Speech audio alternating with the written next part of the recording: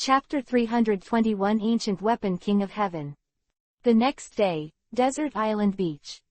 Loya, who rarely woke up early, took the documents handed by Huo Shaoshan and looked at him with a dazed expression. How fast is the reply? How busy is the marshal and his old man? If it was normal, Huo Shaoshan might even joke with Loya, but today, he is not in that mood. Looking at Loya seriously, Huo Shaoshan vigilantly used observation hockey to sense the movement outside the tent. After confirming that no one was there, he slowly said, "Something has happened, Loya. You know that knife. And what is behind the temple? What is it?" Loya picked up the document in confusion, only to be attracted by the large characters on it at a glance. What appeared in that brief sentence was the 4 characters, Ancient Weapons. Sengoku's original words are as follows: "It is about the king of ancient weapons, keep it secret, don't trace it." TF. It turned out to be an ancient weapon. Are you sure you're not kidding me? No explanation, no description. A lot of ciphertext translated, just this sentence. But these simple words made Loya feel a kiba pain. God TM, more things are better than less things. It's just been a long time since I went to sea, and it seems that I'm already in a big business again. The gentle breeze on the beach in the morning brings people a little bit of coolness. But this is definitely not as cold as Loya's heart.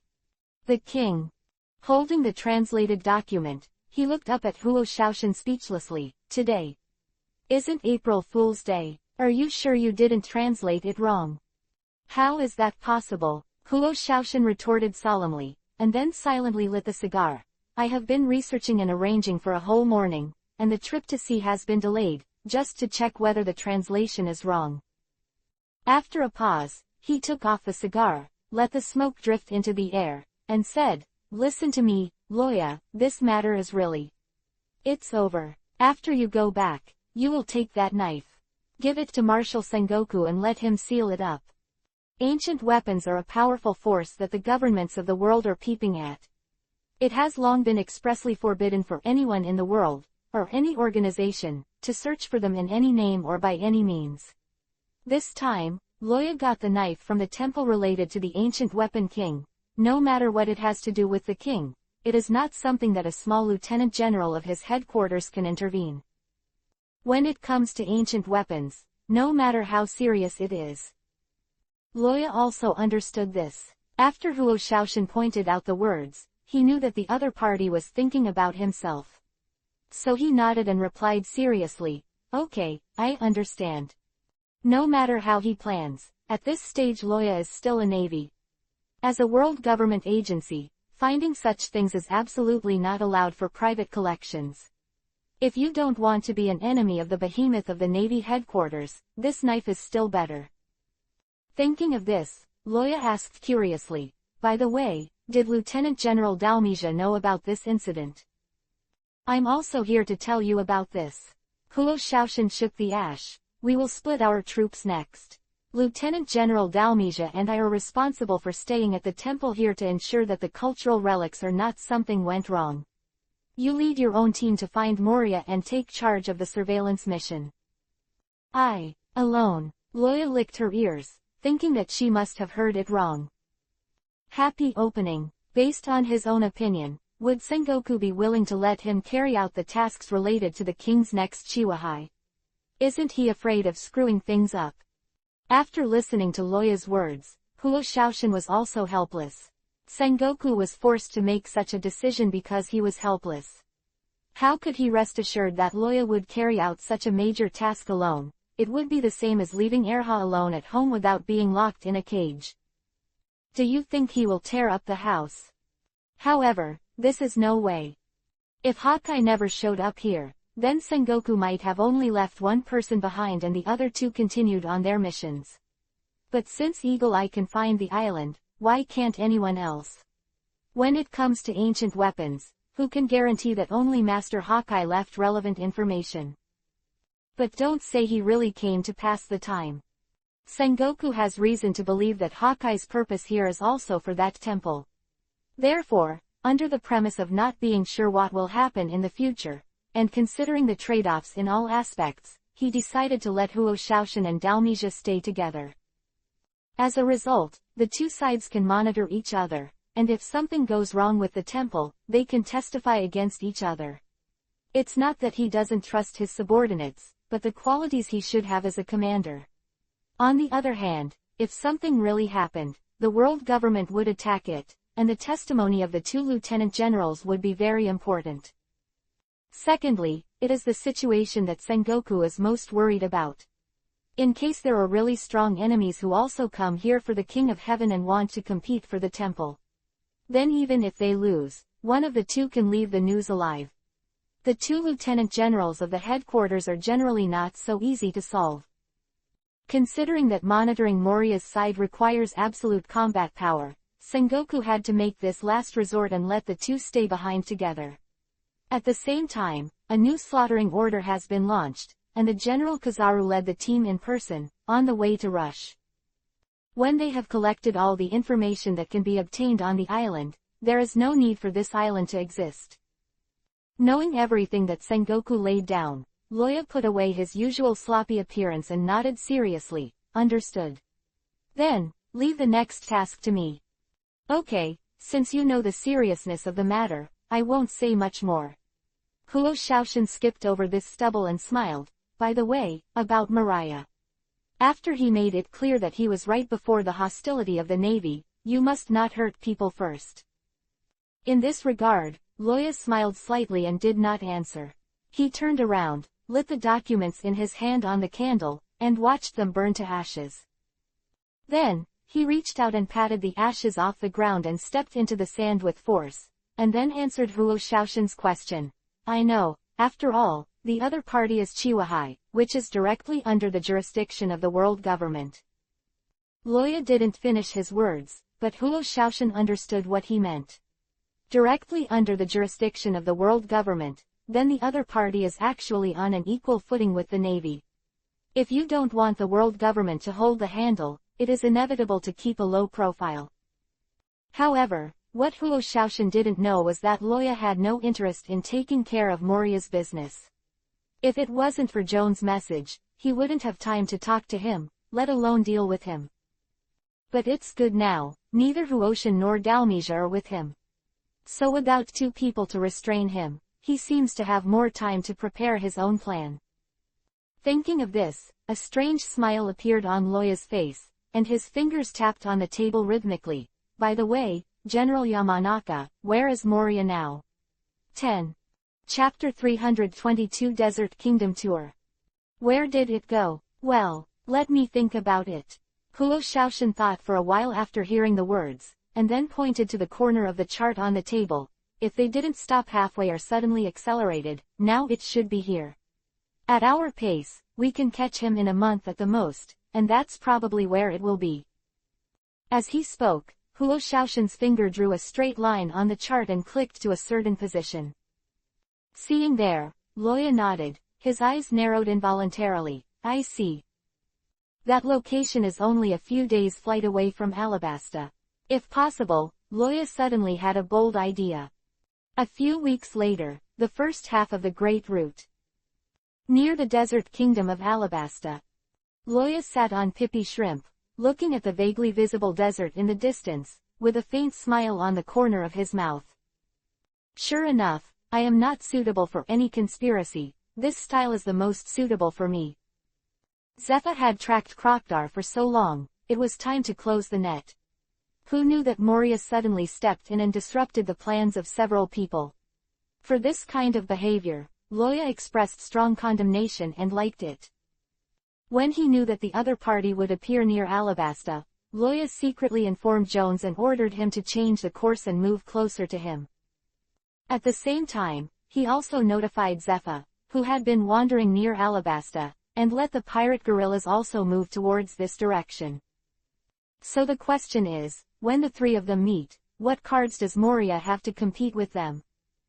Loya didn't know why Mariah was so interested in Jones, and even disregarded his zombie army and went to sea to deal with Jones. But that didn't stop him from making arrangements to settle it all together. Yes, the reason why Loya chose this position is exactly what he had in mind. He's going to deal with Moonlight Maria and Kay Rockdale. It is conceivable that in the next Alabasta, there will be a lively feast. The King's 7 Wuhai Moonlight Moria, Sand Crocodile Rockdoll. Against former Admiral Zepha, Vice Admiral Loya, and former Dark World Tycoon, Hunter, Jones. Oh yes, and Mariah's little-known gift. Notify the entire fleet, prepare to land in Alabasta. On Pippi Shrimp, Loya gave orders loudly. The accompanying adjutant conveyed the order, and then asked strangely, Lieutenant General Loya, shouldn't we go to Moria? Why should we dock in Alabasta? According to the information from the boat in front, Maria is still in the sea a day's voyage from here. And the direction is not Alabasta. Now that they are docking here, can't Moria take the opportunity to slip away? For this question, Loya showed a confident smile on his face. Don't worry, he will come to us. Ordinary soldiers may have noticed, but never thought of it. Mariah's target has always been Jones on the Cannibal Island, and now the two are still far away, but as long as Jones changes direction, he will definitely follow. Waiting for the rabbit is much more interesting than chasing the murderer for thousands of miles. More importantly, I finally came to a big country, or a desert kingdom with its own characteristics. When I think of those desert delicacies in Rin's dazzling range, Loya's halsey can't stop flowing.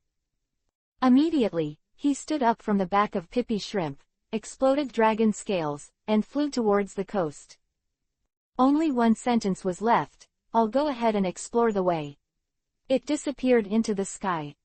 In this regard, the soldiers were silent and could only helplessly follow the order and go to Alabasta. Meanwhile, the underground of the Rain Feast Casino. When he received a call from his subordinate, Mr. One Das Bonus, Kay Rockdale was undoubtedly stunned at that moment. Did I wake up today? Why did the surrounding environment become so dangerous when I woke up? He knew that the Cannibal Island was nearby, but the water in the 2 wells did not make the river water. You just stay there and do not interfere with my plans. But what the hell is Moonlight Maria? Although everyone is under the King's 7 Marshalseas and belongs to the same faction, but your behavior of coming here without saying hello, how do you see it? You don't take me seriously. What makes the Sand Crocodile even more painful is that in addition to these two, there are third-party forces. The Navy even came to this country. Alabasta has always been a key country in naval protection, and there is a naval branch just a few days away. To set up a Navy branch in a place where Alabasta is the only country around, think about it with your heels and know why. Then, under such circumstances, the new Navy still has 5 warships, many small boats, and hundreds of navies. It can be said to be inspiring. No matter what the other party was here for, Kay Rockdale was full of unease. I was going to wait until the call was over, so I went to ask Robin if his plan was revealed recently, and why so many people suddenly came. However, when he heard what Bonus said, the cigar in his hand shook involuntarily and fell to the ground. Holding the phone, Kay Rockdale's face was ugly, and he asked every word, "Who did you just say is here?" On the other end of the phone, in a private hut in Rape Flower Town. Bonus wiped the cold sweat from his forehead and repeated it with difficulty. Lieutenant General of the Navy Headquarters, Ice Dragon Loya. Stupid. It turns out to be that monster. Rockdale took a deep breath and suddenly had an ominous premonition. He had this hunch long ago, when Loya broke the gold mining deal on Heathville. But never as strongly as today. On the other hand, when you come to the legendary Desert Kingdom, how can you not taste the famous desert food? However, there was a small situation in Loya's food tour. Looking at the guards who pointed muskets at him in circles around, Loya looked bad, put his hands on his chest, and said coldly, "What? You don't know the words of this cloak? Dare to tell the Navy Headquarters?" The Lieutenant General raises his gun. "I want to ask Cobra what the hell is this country trying to do?" Dragon people. Loya doesn't recognize this golden signboard.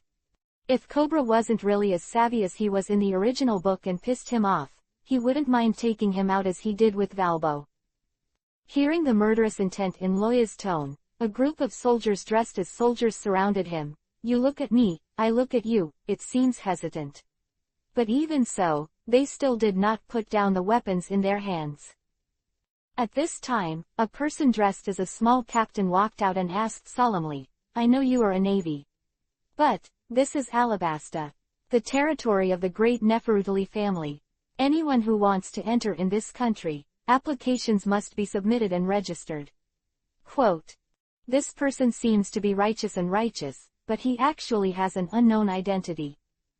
As an important port city in Alabasta, in addition to the main cadre of bonus, there are many members of all levels in the country. He is also the captain of one who is in charge of the port here. Thinking about the orders left by his boss, he had to treat Loya like this. Why the hell should you be wary of the Navy entering this country? Is that their home base here? 10. Chapter 223 Princess Vivi. Of course, this important news was not something that his little pawn could know, but when he knew that Bonus was in town, he understood that he had to stand up. Not for anything else, anyway, the boss is here, and you have to act like you are earning and performing. For a moment, Loya really thought that the other party was as loyal to Kun as he said, and for the sake of the country and the reputation of the Neferutali family, he stood up to stop himself from entering. However, those slightly shaking eyes completely betrayed him. When talking about the words Neferutari, there was no respect in the expression of the thin guy in front of him. Even now that Sand Crocodile has started to use dancing powder, Cobra's reputation is not guaranteed, but with the prestige over the years, this should not be the case. How dare the captain of the guard in a small town disrespect his king? Especially when you defend him righteously. Facing the middle-aged captain with poor acting skills, Loya thought for a moment, and then he had the answer in his heart. If nothing else, he should be a member of the Ba Rock Works. Think about it too, the geographical location of Rape Flower Town is very remote. Both commerce and freight are very underdeveloped. In addition, there are no special products in itself, so it has never developed into a big city. But on the other hand, it is also one of the very important port areas in Alabasta, and people entering and leaving Alabasta are basically in these areas. In this way, Sand Crocodile has arranged a large number of working club members here, which can be considered in the past. But what if even then? Loya's purpose this time is their boss. You, a pawn, stand in front of me so boldly, do you think I can't lift the knife, or are you floating? So, without even thinking about it, Loya slapped the guy on the face with a backhand, hitting him like a cannonball and flew out instantly. Boom! At the port, the wooden box not far away exploded immediately, and the wooden goods fell to the ground. That guy flew out too fast. No one could see how he disappeared. The soldiers kept their guns, staring blankly at the empty ground. They didn't turn around until the sound came, and at a glance they saw their own captain who was unconscious and missing a few Kiba teeth. Team, Captain.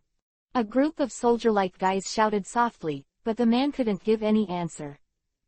Okay, now, who else wants to stop me from going in? Loya said lightly, patting the ashes that didn't exist on his palms.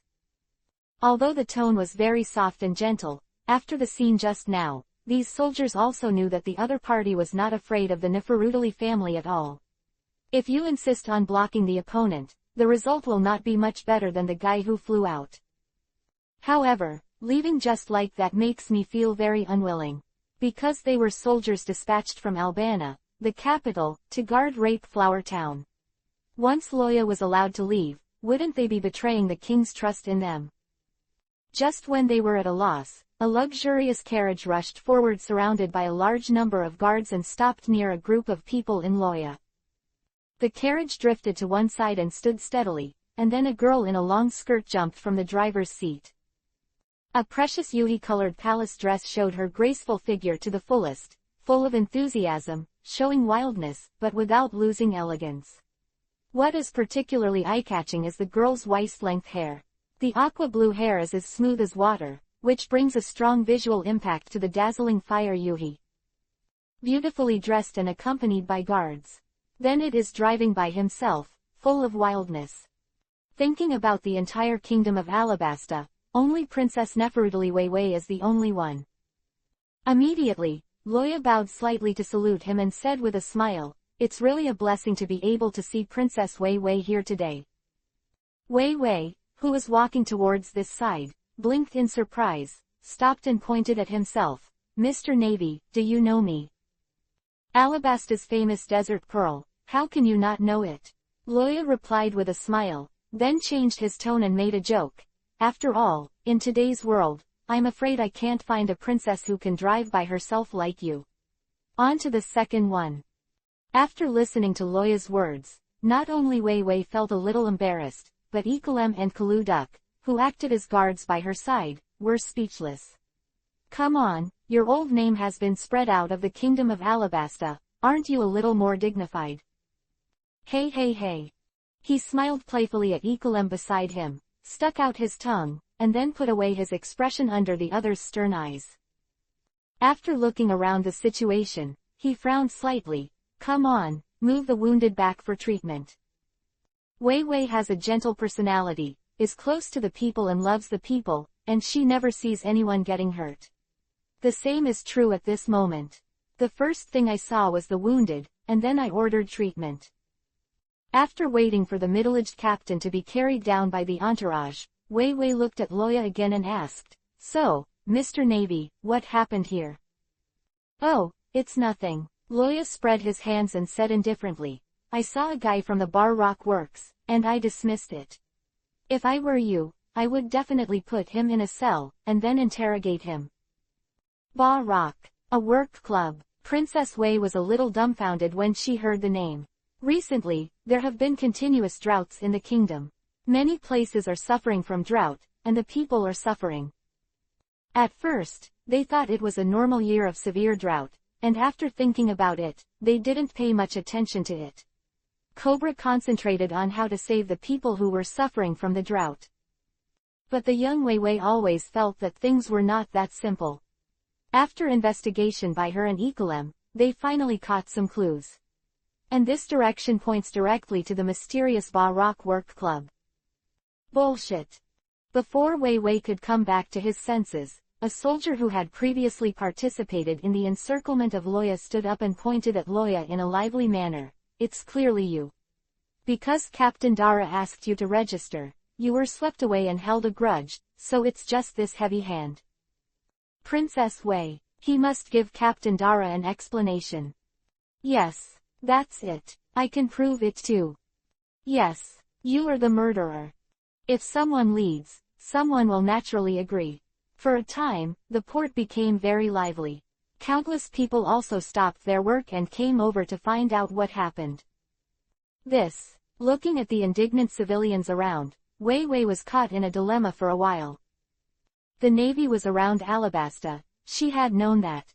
Thinking of the Bar Rock Work Club in China, where there is a hint of doubt, Wei Wei rushes over anxiously, ready to use the strength of the Navy to help. But unexpectedly, something like this happened. On the one hand, she needs the help of Loya and others, and on the other hand, she is an angry citizen. The young Wei Wei is at a loss, and some don't know what to do. 21,010. Chapter 324 Trial Prisoners. On the one hand, it is the soldiers loyal to the royal family, and on the other hand, it is the Navy who asks for others. When the two are opposed, it is indeed not an easy thing for Wei Wei to deal with. Why Wei Wei came here, as Ekelem, who is investigating the truth with her, is very clear, and at the same time he also understands Wei Wei's current embarrassment. So he stood up and cleared his throat as if practicing a high pitch. Well. We will investigate this matter carefully, please rest assured, Princess Wei Wei will definitely give you a reasonable explanation. In Guanyangguan, as the captain of the Alabasta Kingdom Guard, Ekelem naturally learned a first-hand official accent. As soon as he opened his mouth, he blocked everyone's disputes back in Mandarin. Moreover, Wei Wei's image among the common people has always been gentle and wise, and everyone is willing to believe her. Hearing Ekelem's words, the soldiers looked at each other and finally had to agree with him. Seeing this, Wei Wei breathed a sigh of relief. She doesn't like disputes, especially such things that are not easy to decide. At this moment, everyone is willing to believe her and stop pursuing Loya, which is what she is very willing to see.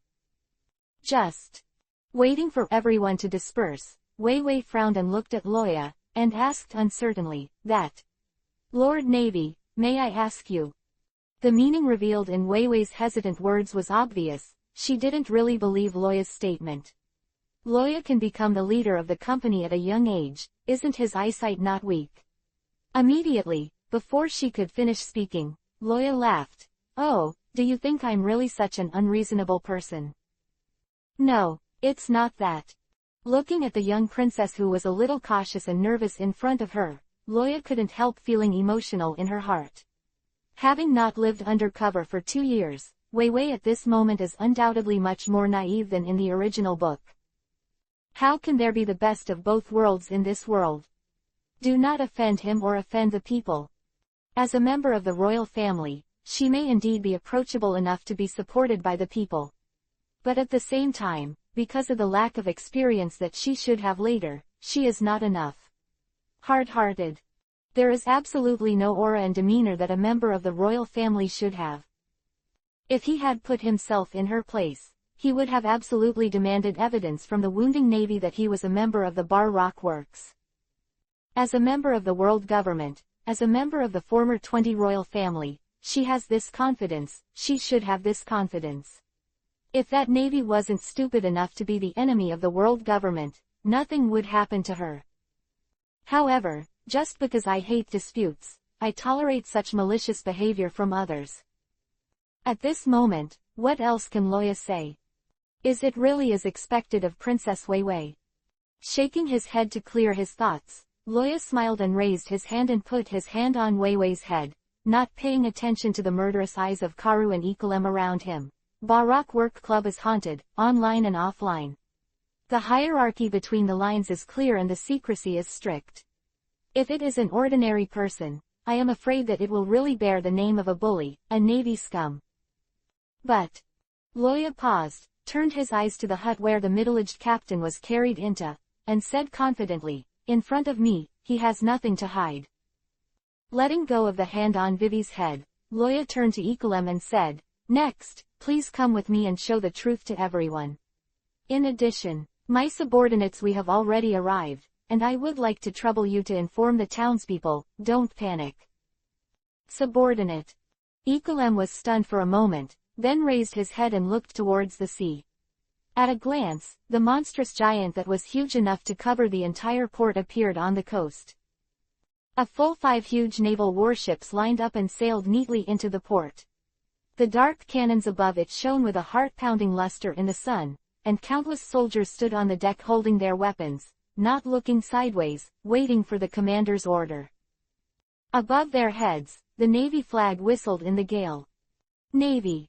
With several large naval ships and hundreds of elite naval soldiers in the background, Loya stood in front of Vivi and said calmly, "Officially introduce, Lieutenant Admiral Christopher Loya." "Hello, Neferuta, Princess Li Vivi. The patient is still in a coma before he is out of the dangerous period. Princess Wei Wei, please forgive me for being blunt, now you probably won't be able to ask any answers." At Loya's request, Vivi and Ekolem had to take Loya to the cabin where the middle-aged captain was treated before. It's just that after listening to their intentions, the old doctor didn't hold any hope. He knew that it was the tall vice admiral in front of him who severely injured Captain Dara, but with just that slap, Dara's skull and spine, Jinchuriki column, were severely injured that could not be healed. While amazed at the strength of the other party, as a doctor, he understands the current situation of the patient very well. Whether he can wake up or not depends on the providence, let alone interrogation. Seeing this, Princess Wei Wei looked at Loya in embarrassment, as if she wanted to say something. But she dared not. When she knew that the other party was Loya, the fierce and mighty ice dragon on the sea for the past 2 years, Princess Wei Wei's first reaction was, why is there no regret medicine in the world? Maybe ordinary people only saw the other side's record and the legend brought by the other side's rise all the way. But as a royal family, Wei Wei knows more. So she knew very well what terrifying power and what terrifying methods this calm-faced man had. Before Loa appeared, towns on the edge of Alabasta were attacked by pirates from time to time. If you are lucky, you can also meet K. Rockville to make a shot, and you will be free from trouble. But with bad luck, the attacked town is hardly immune. But even after Loya's reputation was released, the pirates around Alabasta became scarce at a speed visible to the naked eye. The reason was simply because there was a naval branch nearby. With the existence of Loya, the current navy is so prestigious. Now the big pirates are saying that if they encounter other navies, the biggest possibility is to be caught and imprisoned in the advanced city. And once you meet Loya, the best result is to leave a whole corpse. Especially when the other party was detained for half a year and reappeared in the sea. The ghost knows how much fire has been simmered in his heart. There is no way to survive when he meets him. It is precisely because Princess Weiwei understands Loya's reputation in the sea. If she was unwilling before, she is not afraid now. What's more, even though she didn't ask, the other party had dispatched so many people and horses so inspiringly, thinking that the mission was extremely important, and Weiwei didn't want to have a dispute with the other party and disturb their mission. Facing the conclusion of the old doctor, Loya neither denied nor explained it. He walked forward quietly, and a big hand slowly grabbed the neck of the man on the hospital bed. And then, crack! What are you doing? The old doctor jumped up in fright and yelled angrily at Loya. Without changing his face, he twisted the middle-aged captain's neck. Loya withdrew his hand and looked back at him lightly. Me. I'm trying a prisoner. 18,110. Chapter 325 The Dead Speak. Trial prisoners. God's trial of prisoners. You are killing him directly, hey. I've been practicing medicine for decades. I still don't know if a person is alive or dead. The old doctor has countless flaws in his heart, but he doesn't know where to start. Facing the navy in front of him who could still be so calm after killing people, he suddenly felt a tingling in his scalp, his back was wet with cold sweat, and he was speechless for a long time. Although Vivi and Ekulem were also unbearable, but for Loya, who can accuse him of anything? Do you really want to use the reputation of the Neferutali family to suppress him? If they were this kind of people, they would have returned to the Holy Land long ago and become genuine Tianlong people. However, seeing that Loya did not have a high-spirited look, they felt that things should turn around. Sure enough, when the big guy was silent, the middle-aged captain's corpse suddenly sat up on the hospital bed, his eyes staring at the wall in front of him.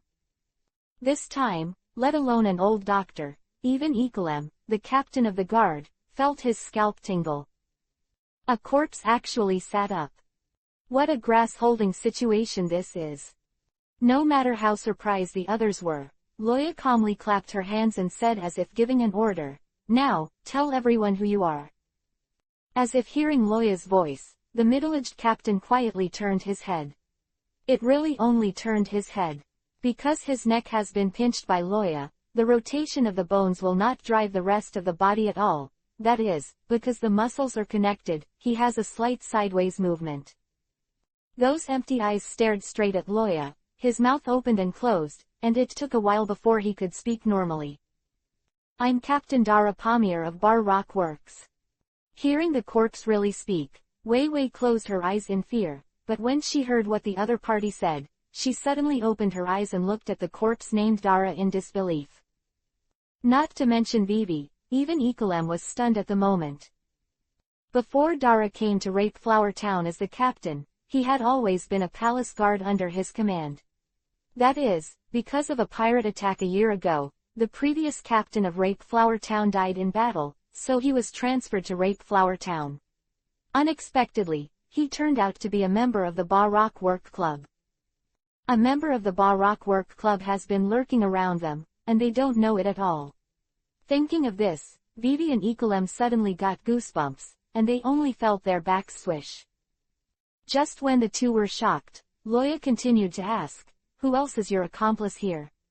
Who is your superior? Name all the members of the work club you know." Loya does know the details of Ba Rock's work club, but she doesn't know Vivi, so this question is actually asked for her.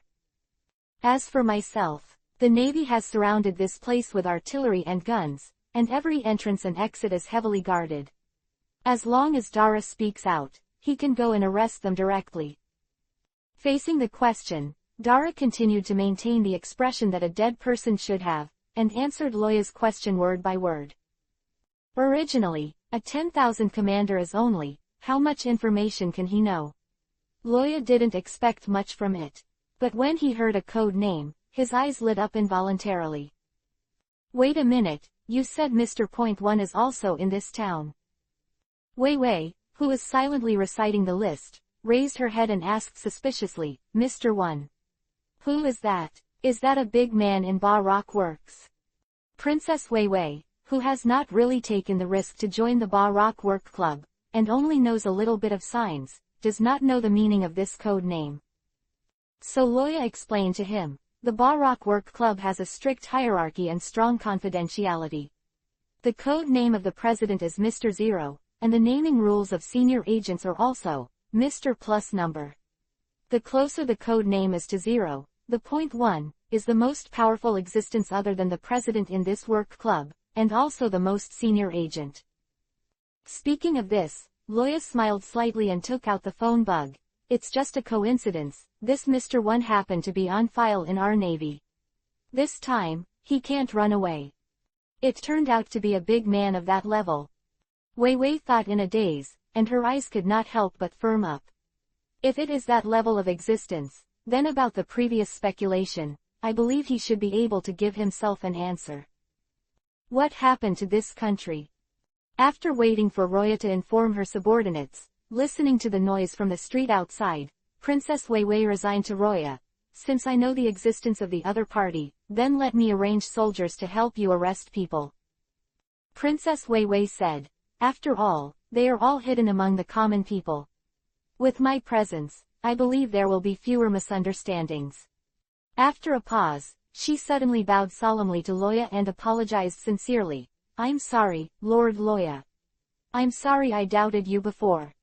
Thinking that she had doubts about it before, thinking that the other party was really being swept away and held grudges as the soldiers said, Wei Wei only felt hot on her face at the moment. There is really not much in this world for an upright princess like her. Luo Ya was stunned for a moment, then waved his hand in relief. It doesn't matter, don't listen to one side's words, this is the attitude of a person in power. You have done a good job, Princess Wei Wei. Quick, you guys, go over there and block them. There's someone here. The other party has a gun, so be careful. Quick, doctor, there are wounded here. Bringing these soldiers out was not for Loya's performance, and the task of arresting the ordinary members of the Ba Rock Work Club was naturally entrusted to them. For a time, the entire Rape Flower town fell into chaos. Fortunately, according to Loya's words, EPUB warned the townspeople in advance, otherwise the turmoil would be even more serious. However, even though this arrest brought indelible pain to Rape Flower town, Wei Wei and EPUB felt that the rows of Brock members were tied up in the small square of the town. Everything is worth it. The next thing is left to you, Princess Wei Wei. Loya casually walked into the small square from the street and spoke to Wei Wei. In his hand, he held a burly man with a dark complexion. If it weren't for the fact that the other party's chest was still up and down, I'm afraid no one would think that this guy who was pierced many times and a small river of blood dripped on the ground was still alive. Loya didn't intend to use such a heavy hand, but when he heard Bonus boasting about how powerful he was in cutting fruit and what he could cut, he was so curious to try it. As a result, Bonus, who would not die if he didn't die, had suffered enough. Facing the overwhelming icy thorns, he didn't even turn over a wave, and he was skewered into a meat skewer and hung on the ice tree. Fortunately, his own strength base is there, otherwise, it would be enough to make him die thousands of times. It's best to inform your father, Princess Wei. Ba Rock Works is not a small organization.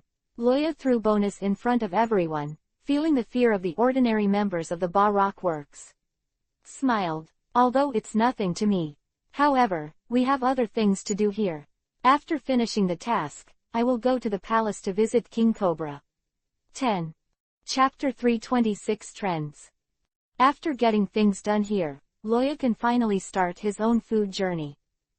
As for the Pakistan Rock Work Society, this is not the year when the original book started, the rebel army has not yet formed, and Alabasta has not yet reached the point of subjugation and genocide. Facing the well-trained king's army and the well-respected cobra, the sand crocodile could only smash Kiba's teeth and swallow it, hibernate and lick the wound. Of course, in the face of this impasse, he could also choose to give it a go and directly press the whereabouts of King Cobra Hades. Anyway, no one in this country is his opponent, is there? No matter how Sand Crocodile decides, all this has nothing to do with Loya for the time being. Let the soldiers pay attention to Moria's movements. Loya decided to take advantage of this rare day to enjoy desert food. Although the time is a bit rushed, but with the convenience of flying, he can barely eat the surrounding cities. Just when Loya was about to flex his muscles and eat, on Turtle Island not far from Alabasta, Jones ended the call with Zephyr with an awkward look. Well, my captain is really ruthless.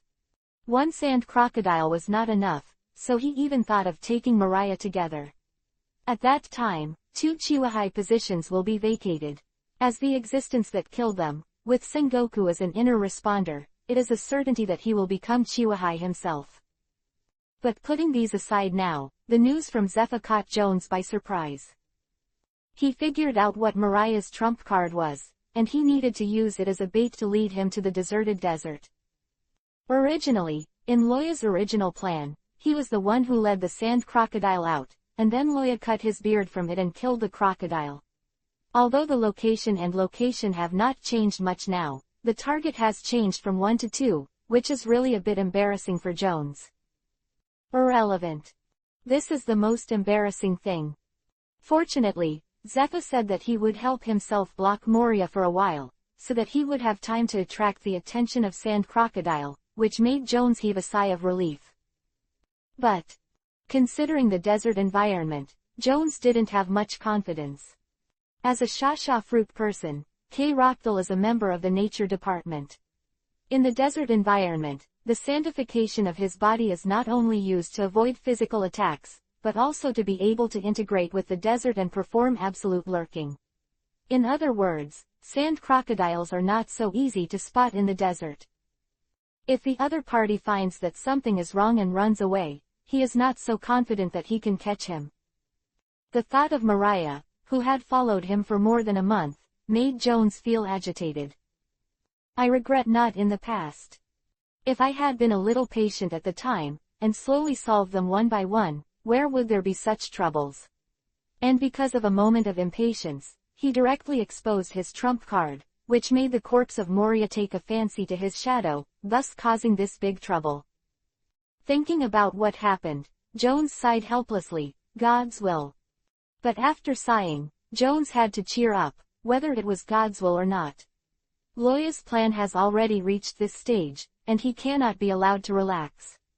So Jones patted his face and stood up, and said to Drake behind him, I'm going out, and then the safety of the island will be left to you. If anyone comes to us to cause trouble in the future, you will be responsible for taking care of it. Team against the enemy, understand? Drake didn't know Jones' true identity at all, and he didn't know what they wanted to do. Now he is parasitized by Loya's ice bomb, and whether the master is alive or dead, he can only follow Jones honestly. Hearing Jones' order, Derek nodded silently, indicating that he knew. As for whether there will be a lack of combat power after Jones leaves, Drake is really not interested in thinking about that. Anyway, he is a prisoner now. Does the ending of Cannibal Island have much to do with him? Naturally not. However, when he thought of the group of subordinates who were also planted with ice bombs, Drake was not optimistic about Moria's tracking. In the case of Loya mercilessly using his vitality to raise seeds, those guys who were not weak in the first place, are now even stronger than they used to be. If Mariah treats them as a group of trash fish like his zombies, it will undoubtedly suffer a big loss. On the other hand, the pirate guerrillas.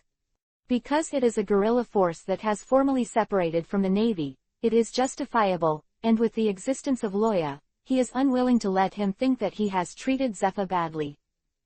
So Sengoku agreed that the warships and soldiers brought by Zephyr far exceeded the scale of the pirate guerrillas in the same period of the original book. These sea-hungry wolves are like beasts out of their cages, madly determined.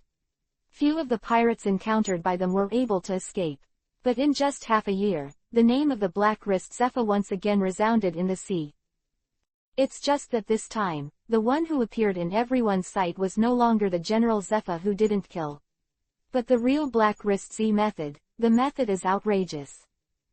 Even those big pirate ships who think highly of themselves can only take a detour when they meet them. Maybe you have to abandon the slow and weak guy to survive. From this, it can be seen that Zephyr's reputation has become so fierce now. As the teacher of the equally fierce Loya, countless pirates can only sigh with emotion. These two really deserve to be masters and apprentices. It is also because of their prestige that Zephyr and the others sailed all the way here, and no pirates dared to touch their edge, making them a lot faster. Therefore, the pirate guerrillas at this moment had arrived in Alabasta earlier than Loya planned. However, they did not land, but hid in a bay, quietly waiting for the opportunity. Standing on the deck, Zephyr, who was wearing a large cape behind his back, was smoking a cigar, looking at the sea with a sad face, not knowing what he was thinking. Behind him, Ain, who had been in contact with Loya, and Binz, who was dressed strangely, stood on the left and right, waiting for his orders. This time, even Zephyr couldn't help but be startled by the trump card that Moria brought. Although he didn't know what the other party used to convince him to join forces, he couldn't help but treat those things with care. Thinking of this, Zephyr took off the cigar and said to the two of Ain, "Tell everyone to prepare, the battle will start soon." Since coming here, Zephyr has never told the two of them who their enemy is. Out of their trust in Zephyr, the two did not ask much. At this moment, hearing Zephyr's order, Ain could no longer hold back the doubts in his heart, and asked first, "Mr. Zephyr, who are we here to deal with?" And what?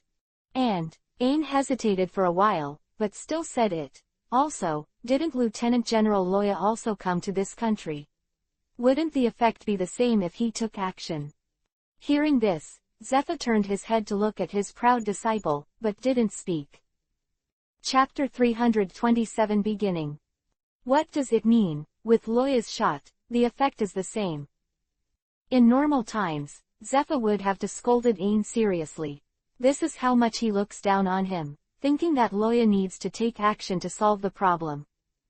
But since the medical examination after the battle last month, Zephyr has not been so confident to face Ain.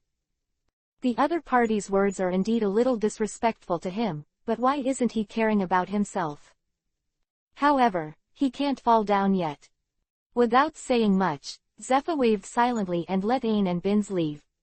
The two looked at each other helplessly, but facing their teacher, they had to leave the deck unwillingly. After walking a few steps, Ain stopped in his tracks, turned around and warned, "Teacher, the doctor said, you should smoke less cigarettes." "Got it, get the hell out of here." Zephyr smiled and cursed impatiently, then continued to look at the sea. Suddenly, he only felt a cramp in his chest, dizzy, and he didn't dare to breathe too hard. The pain came so suddenly, Zephyr, who was caught off guard, didn't even hold the top-quality cigar in his hand and let it fall on the deck. In a hurry, he took out a bottle of spray-like medicine from his arms, pressed the switch heavily, took a deep breath, and Zephyr's face gradually improved. The sturdy body became paralyzed and weak, and the mountain-like old man sat down slowly at this moment, leaning on the deck railing, shaking his head with a wry smile. "Man, you really can't accept the old man. How could he not know what his own body was like? He obviously needs time to rest, but he is so hard at the front line, and his body can't bear it." But after going to sea for so long, and still no trace of that person was found, how could Zephyr go back willingly? So, now he can't fall. At this time, Zephyr suddenly smelled a burnt smell, which was pungent and unpleasant, and he couldn't help covering his mouth and nose. Upon closer inspection, it turned out that the bottle and cigar he had just thrown away came from. One end of the plastic bottle just rolled onto the burning cigar, and the ignited plastic was smoking black smoke at the moment. The light of dusk shone on the deck, making the black smoke look so strange and rich. For some reason, at this moment, a word suddenly popped out of Zepha's head. As the sun goes down, the hero is too late. Playtime always goes by so fast. This is not only the student party thinks so, but also enjoys the loya in the food. Just as he was eating the barbecued meat baked with sand with relish, the phone bug in Loya's arms suddenly rang. After licking the grease off his hands, Loya took out the phone bug and answered the phone. And the news from the other end of the phone let Loya know that the enjoyment is over. Lord Loya, Moonlight Moria appeared near Alabasta, and it looks like he is ready to land. Also, the Cannibal Island has also appeared. I don't know why, the two sides are currently at war. Mariah and Jones went to war. In that case, the teacher should be nearby. At this moment, Loya still doesn't know Moria's trump card that moved Zepha, and still thinks it's not a big problem. Speaking of which, if the two go to war, doesn't it mean that it is already the second day? Loya thought with a dazed expression, and then looked up at the sky for the second time since stepping into the restaurant. Sure enough, when Mingming came here yesterday, the sky was dark and the moon and stars were sparse. And now, the sky is clear and the sky is clear. As a drought-stricken town, the weather couldn't be more normal. Thinking of this, Loya picked up the hot barbecue on the sand, threw down a pile of money, and then flew into the sky regardless of the boss's call. Well, as for what the boss said, guessed, not enough money. It's totally off the ears. That's a full 100,000 Baileys, how could there not be enough money? Must be the boss has not checked, so do not know the exact number. Well, it must be so. Thinking like this, Loya flew away with peace of mind, leaving the restaurant owner silent and sighing. Not long after Loya flew away, a luxurious carriage stopped in front of the boss. Princess Weiwei also ignored Ikulem's anxious cry behind her, and hurried over to help the boss. Hey, let me ask you, is there a navy here for dinner? Xingye and Lu rushed here in a hurry. Princess Weiwei's image at the moment is not very good. A head of soft aqua blue hair was messily draped over his shoulders, and his eyes were bloodshot. He was shaken a little dizzy, and the boss was speechless for a while. When he finally saw the appearance of the woman in front of him, he quickly turned over and knelt down. Princess Weiwei. Come on, is that navy eating here? The other party pays attention to etiquette, but now Weiwei is not in the mood to ink with him, so she asked anxiously. Navy. The boss blinked blankly at first, then remembered the cloak that Loya had put on the back of the chair for dinner, and nodded affirmatively, yes. He ate here before. Before. Weiwei, who got the answer, didn't have time to rejoice, but was taken aback by the boss's words, before. Did you mean before? Next, the boss's answer also confirmed her guess. The navy just left, and the direction is to go to Rape Flower Town.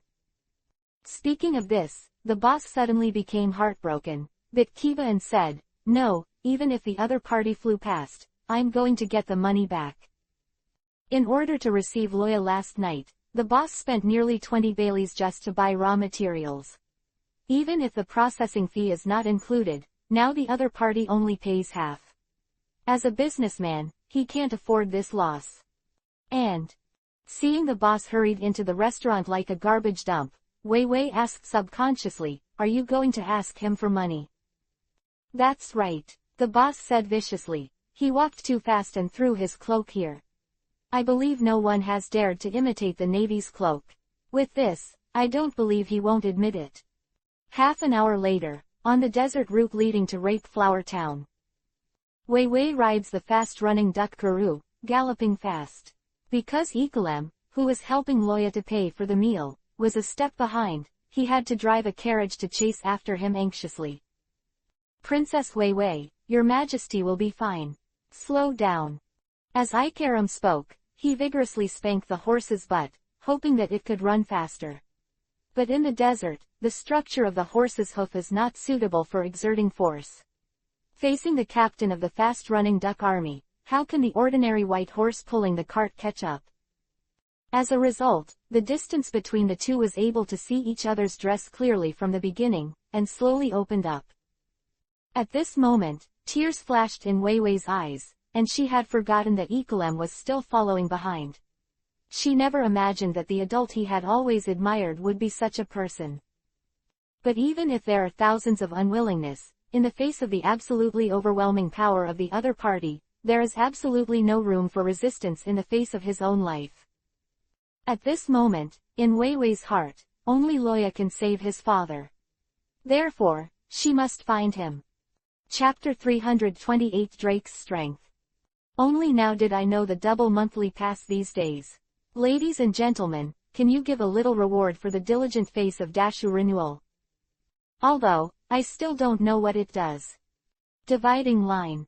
It was said that after Loya took off, looking at the deserted desert, he unscrupulously burst out his speed.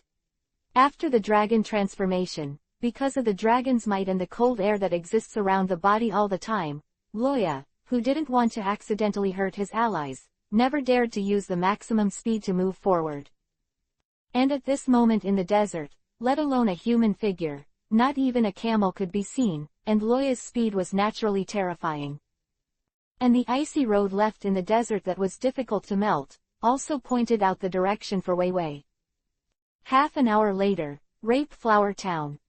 Loya withdrew his strength slightly and landed lightly in the navy building fortifications in the port, and asked the adjutant, "How is the situation?" "Ah, yes." The adjutant, who was frightened by Loya's sudden appearance, was stunned for a moment, and then saluted and replied, "Report to Lieutenant General Loya. Moonlight Moria and Cannibal Island are currently 20 away from here. At the border of Alabasta beyond the sea, the two sides are still maintaining basic restraint, and there is no high-level cadre fighting." Speaking of this, the adjutant also smacked his tongue slightly. There are living people on the legendary terrifying man-eating island, which was completely beyond his expectations. Then, Moria was shocked that there were so many living subordinates in addition to the zombie army.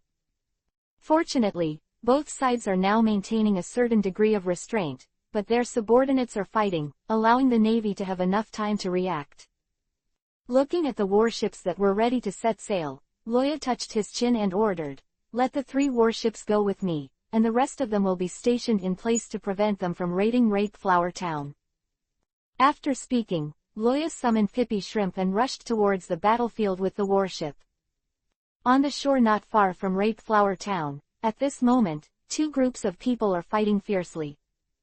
One of them is an army of zombies and living people led by a blonde man with a lion's jaw and stitched lines all over his body. On the other side, it was dominated by Drake, the soldiers with inexplicable and mysterious blue lines on their faces. The coaches of both sides did not formally fight, but watched the soldiers below continue to nibble on the opposing army. However, unlike what Absalom expected, the zombie army created by his master Moria did not gain an advantage in this stage of the battle. On the contrary, the manpower on their side was beaten by the opponent's army. If it wasn't for the reinforcements brought by that person, they would have been defeated now. The more he fought, the more frightened Absalom became. Those guys with blue lines, each of them can use strange freezing abilities. Obviously, in terms of combat quality, their side is the one with the upper hand. But in the face of the continuous freezing attacks of the other party, a group of people were scared. "This is freezing. Are you sure you're not really a devil fruit person?" Hundreds of them appear. Fortunately, Mariah's zombies are only afraid of seawater and fire, and are not afraid of freezing, which makes the situation stable. However, this is not the way to go. Watching the soldiers on his side keep falling, Absalom said to the woman with the parasol beside him, "We can't continue like this, the master is still watching us from behind. Let's go up together and get rid of them." Well, I knew it would become like this. With her feet hanging in the air, holding a parasol, Perona helplessly sighed while holding her forehead. Then, she flew forward lightly, aiming directly at Drake, who was standing behind him.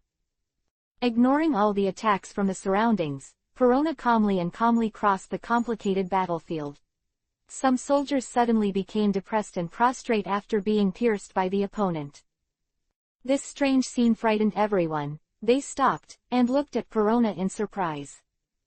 For a brief moment, the battlefield fell into silence. But immediately, a sharp claw pierced through the chest of a guy whose face was covered in lines. Absalom, who was hiding in front of him, flicked the corpse in his hand and roared at the zombie army, "What are you doing here? Don't kill them all for me." "Oh, yes." A group of zombie soldiers and zombie generals answered neatly, and then continued to rush into the battlefield. Hee hee, ugly big man. After crossing the battlefield, Perona flew around the expressionless Drake, giggling, "It's your honor to die at the hands of Miss Ben." Oh. Looking at Perona's weightless body that flew freely, thinking of her previous behavior across the battlefield, Drake covered his face and sighed, "Ghost. Can't you give me a normal opponent? Hey, I'm just an animal fruit person. Ghost or something, don't know what to do at all." Ha ha ha ha ha ha.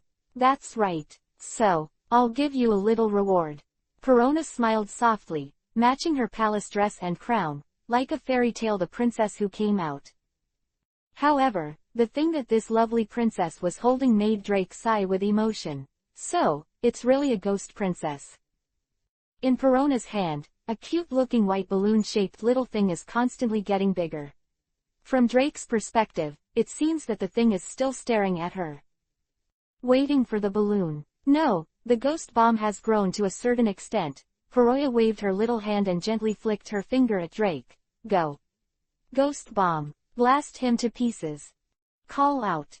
Following Perona's movements, the ghost bomb flew towards Drake at a high speed, and in a vague way, Drake seemed to hear strange laughter coming from inside. Ha ha ha ha. Perona seemed to have seen the scene where the other party was blown to pieces by a ghost bomb, and she laughed exaggeratedly when she saw that Drake did not dodge. It's so slow. Perona's laughter stopped abruptly, and Drake's voice faintly appeared in his ears. At the same time, she felt something swipe across her ghost body, cutting herself in two. Of course, her body is still on the big ship that Moria is on, and this body will not be afraid of such a simple physical attack. But this didn't make Perona's heart shake much less. She turned her head blankly. Pero looked at Drake, who was holding an ice sword in one hand, and couldn't come back to her senses. What are you? Here. That just. Bang. The sudden explosion made Perona's remaining words involuntarily retracted, because her ghost bomb had not finally exploded until now. Without answering Perona's question, Drake gradually fell under the influence of gravity, looking down at the ice sword in his hand. Because it's a ghost, so physical attacks have no effect. Derek is very clear about his strengths and weaknesses. Thinking of this, he raised his head and looked at the battlefield below. There, Absalom, who can be invisible, is constantly killing his own soldiers with the powerful physique that he has been transformed from. Then, let's go and deal with him first. After speaking, Drake didn't pay any attention to the surprised Perona, and disappeared in place. Chapter 329 Fishing for Crocodiles. Please subscribe. Moon Step. Shave. As a former Rear Admiral, Drake will naturally use these two very practical 6-type skills. The moment Drake disappeared, Absalom felt a throbbing in his heart, and only felt a chill on the back of his neck. Then, without even thinking about it, he rushed forward fiercely. Even if there is an enemy with a weapon on the opposite side, it is very likely that he will be injured if he pounces, but in the face of life and death threats, he can still make a decision with a simple choice. Puff. With the sharp blade in his body, Absalom slapped the soldier on the man-eating island with a slap, clutching his stabbed stomach, and looking vigilantly at the position where he was standing before. Almost the moment he left the place, a large hand covered with scales slammed into the sand, splashing a large amount of yellow sand. The first blow failed, and Drake couldn't see any regrets on his face, and continued to launch a second attack on Absalom. This is his consistent principle: as long as it is determined to be the enemy, then don't show mercy. Taking another shot, Drake directly chose to half-beast his body, and at the same time, a circle of blue lines appeared directly on his forehead, making him 1 point faster again. Asshole. Absalom cursed inwardly, raised his hands, banged by the rocket artillery after being invisible by the fruit ability, and fired 2 shells. The hand of the dead. There's something. Although he couldn't see it, Drake was keenly aware of the other party's small movements. Before he could think about it, he quickly raised his head and constructed an ice shield in front of him. Boom, boom. The rocket hit the ice wall, splashing large pieces of crushed ice. Looking at the ice shield that was shattered by his own blow, Absalom did not have much joy on his face. Because. Go to hell. The next second, Drake had appeared behind him, and the terrifying Tyrannosaurus Rex had opened its bloody mouth and bit him fiercely. As an ancient overlord, Tyrannosaurus Rex has no doubt about its bite force. If he was bitten this time, let alone Absalom's transformed body, even the real steel would crack. Bang! A sound like a symphony of gold and iron sounded, and Drake took a bite, and even sparks splashed out. But he didn't bite anything. At the critical moment, Absalom's shoulders sunk suddenly, it looked as if a balloon had leaked, and it collapsed directly. Afterwards, his whole person turned into a ribbon, and quickly ran out of the battlefield. It really turned into a belt. Although a little ugly, Drake can guarantee that this guy is still a normal human. However, just now, he saw with his own eyes that the other party changed from a complete human shape to a thin belt with a width of no more than 20 centimeters. Surprised, Drake raised his head subconsciously and looked in the direction of the other party's escape. Then, he narrowed his eyes seriously. Your Majesty's Chihuahua, Moonlight Moria. At the edge of the battlefield, a giant man with a height of more than 6 meters stood there. There was a weird smile on his face. He, with a smile. My subordinates are not so easy to die, former Rear Admiral, Drake. Beside him, Absalom swelled rapidly from the appearance of a belt, and soon became a normal form. Looking at the master beside him, Absalom bowed down without saying a word. Master, I'm sorry for disappointing you. It's okay, the opponent is a Rear Admiral, or a rare ancient type of Tyrannosaurus Rex fruit ability. It's not surprising that you are not his opponent. Moria comforted Absalom a little, and then confronted the German who was facing the enemy. Rick smiled and said, What? Your master is not here, are you the only one to deal with me? Looking at this tall man who looked like a devil in front of him, Drake couldn't help but cut a slap and replied, Moonlight Moria, you were beaten like a dog by my master before, and you still have confidence. Here, I don't know if you're really stupid or fake. After listening to Drake's words, Moria was not angry and continued to keep a smile on his face. I'm stupid or not, you'll know if you let him try it. At this moment, the alarm bell rang in Drake's heart, and he bent down without hesitation. In the next second, a machete slashed straight from behind him, and the whistling sound caused chills in his heart. What surprised Drake even more was that the owner of this knife was actually a soldier on his side. It's just that the opponent's arm is now reversed by 180 degrees, and the waist is also bent back at a right angle, which looks very strange. Looking at his boss in surprise, the soldier said in a panic, Boss Drake, my body is out of control. This is. Looking at the black line connecting the shadows under the opponent's feet, Drake looked serious and looked in the direction from which the black line came. Sure enough, the source of the black line is Moonlight Moria. Seeming to see Drake's surprise, Moria smiled heehily. Shadow Revolution, a very useful move, isn't it? Ah, what a troublesome ability. Drake frowned, staring at Moria warily. Not to mention a Mononoke princess who can ignore her own attacks, and now Moria is here. If this battle continues, it seems to be about to pounce. At the same time, Drake complained in his heart and sighed, the boss of other people's families has appeared, what the hell is your old man doing? What is Jones doing now? Of course, to seduce the sand crocodile. Loya can't come forward directly on this matter, otherwise the fun will be great. After thinking about it, only he can do this. Standing in front of the gate of Rain Feast Casino, Jones pinched his chin and watched the famous gamblers coming and going at the gate of the casino. Even though he knew that this was K. Rockdale's lair, Jones couldn't help but sigh in his heart when he heard those ordinary people talking about the sand crocodile full of admiration.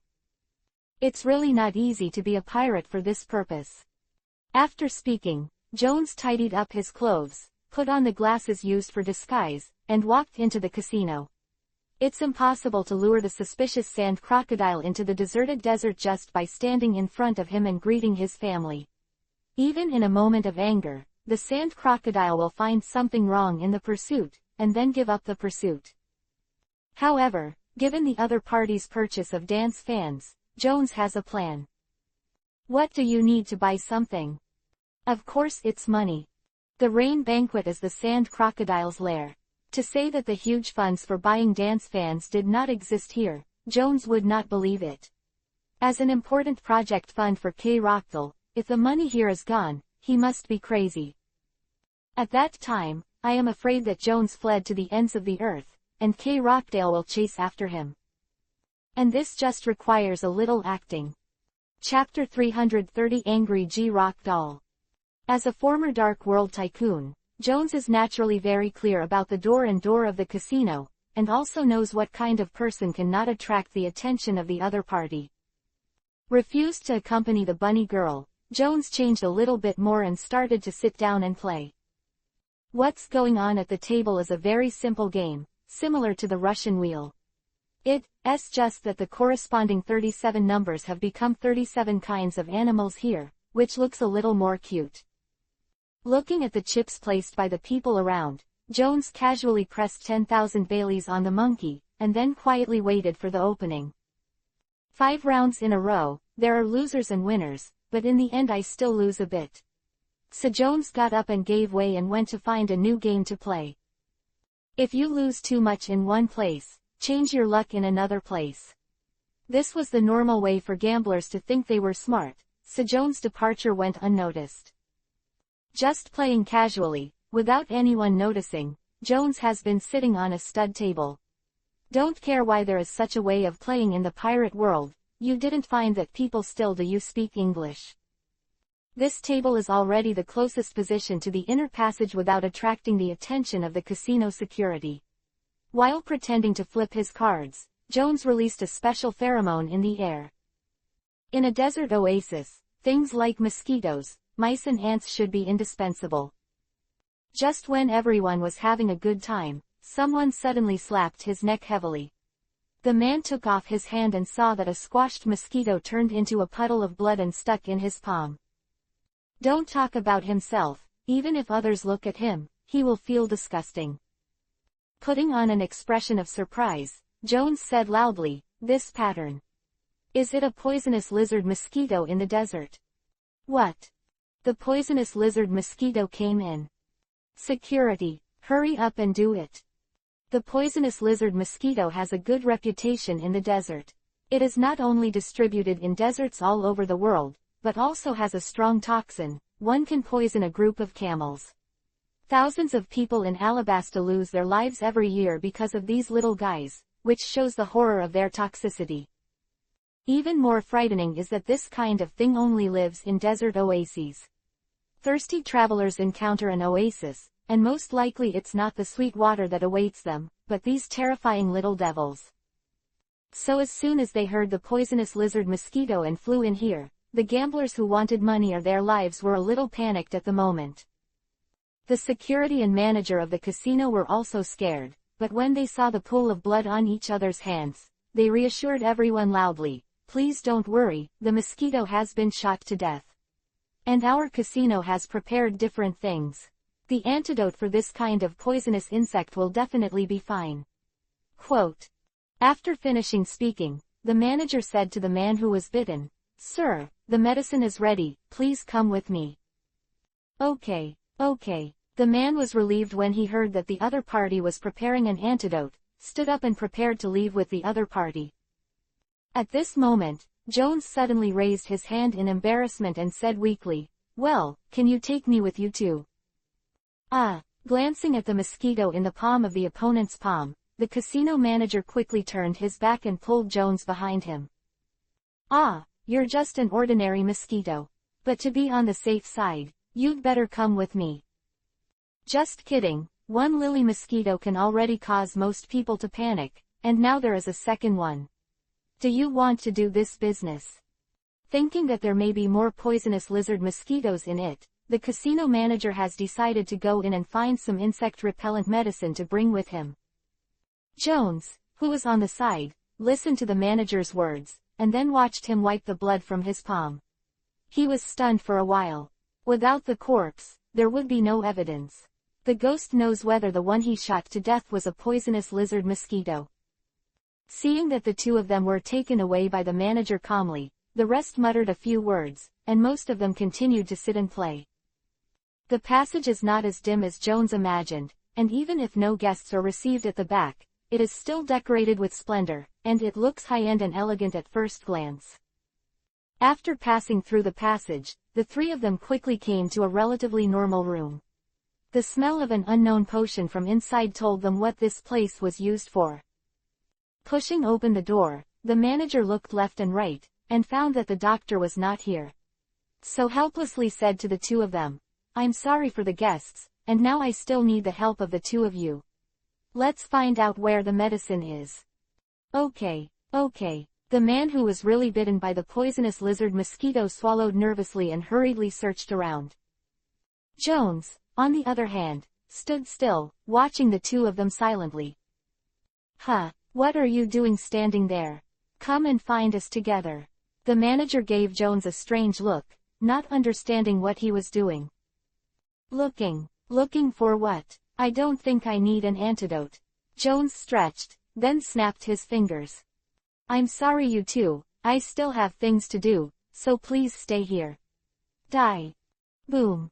The sound of snapping fingers fell, and a large group of dark clouds suddenly broke through the ventilation pipes above the room and poured into the room. If you look closely, where is the dark cloud? This is clearly a group of thousands of poisonous lizard mosquitoes.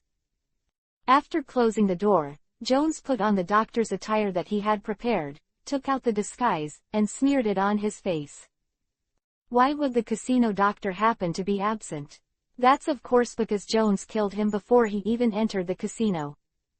There is no special reason. If you want to blame, you should blame the other party's body shape and appearance too much like your own. Disguised as a doctor, Jones was in a hurry to search behind the casino.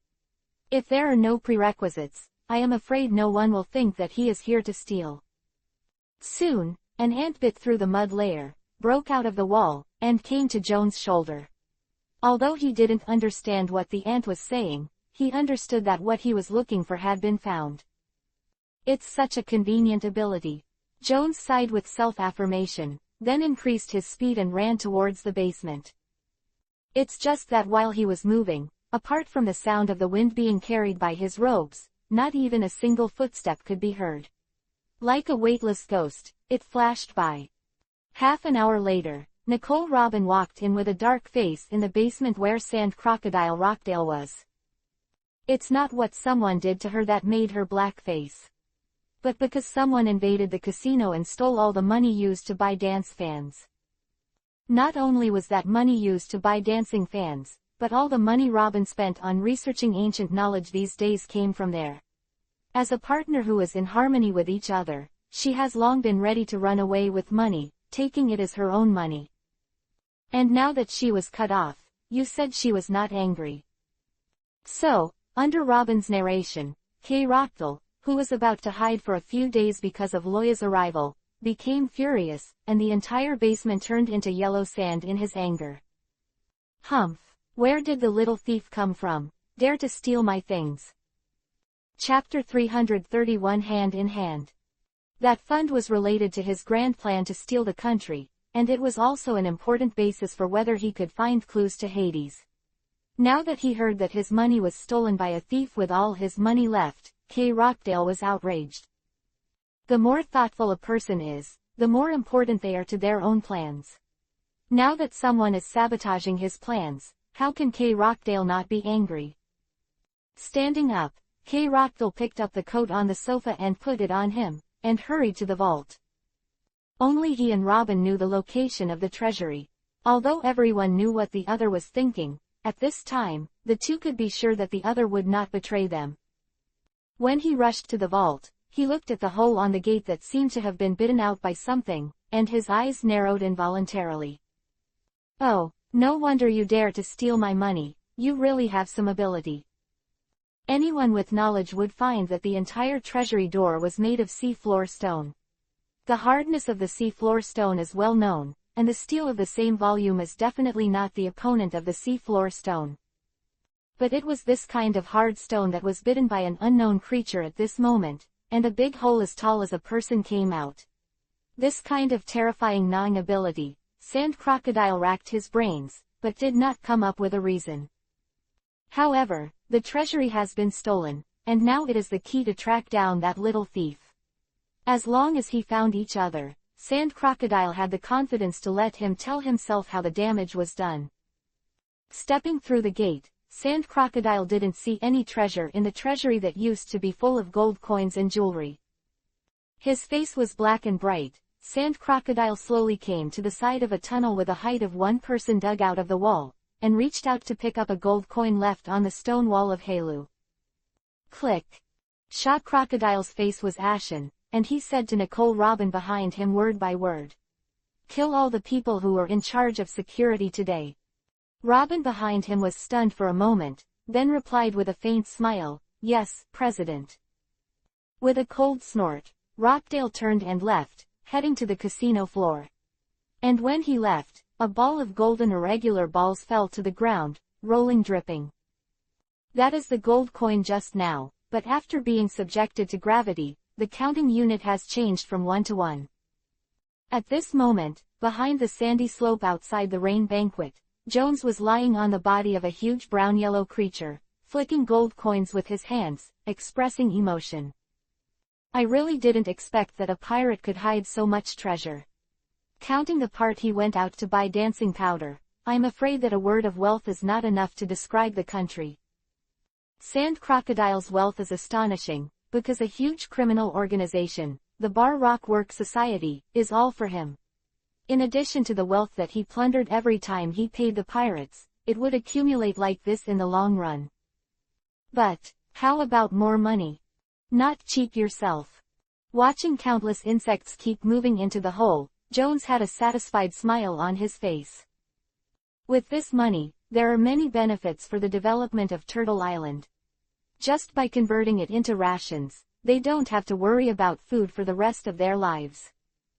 Jones stroked the octopus-like creature with his hand, and couldn't see his smiling eyes. "Thank you so much this time, Mother Bug."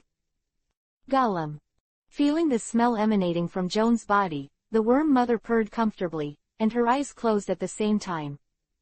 After estimating the time, Jones stood up and jumped onto the sand, and the queen said to the mother insect, "Then you can bring the treasure back to the shore first, and that guy will chase after you later. I can't guarantee you safety." Quote.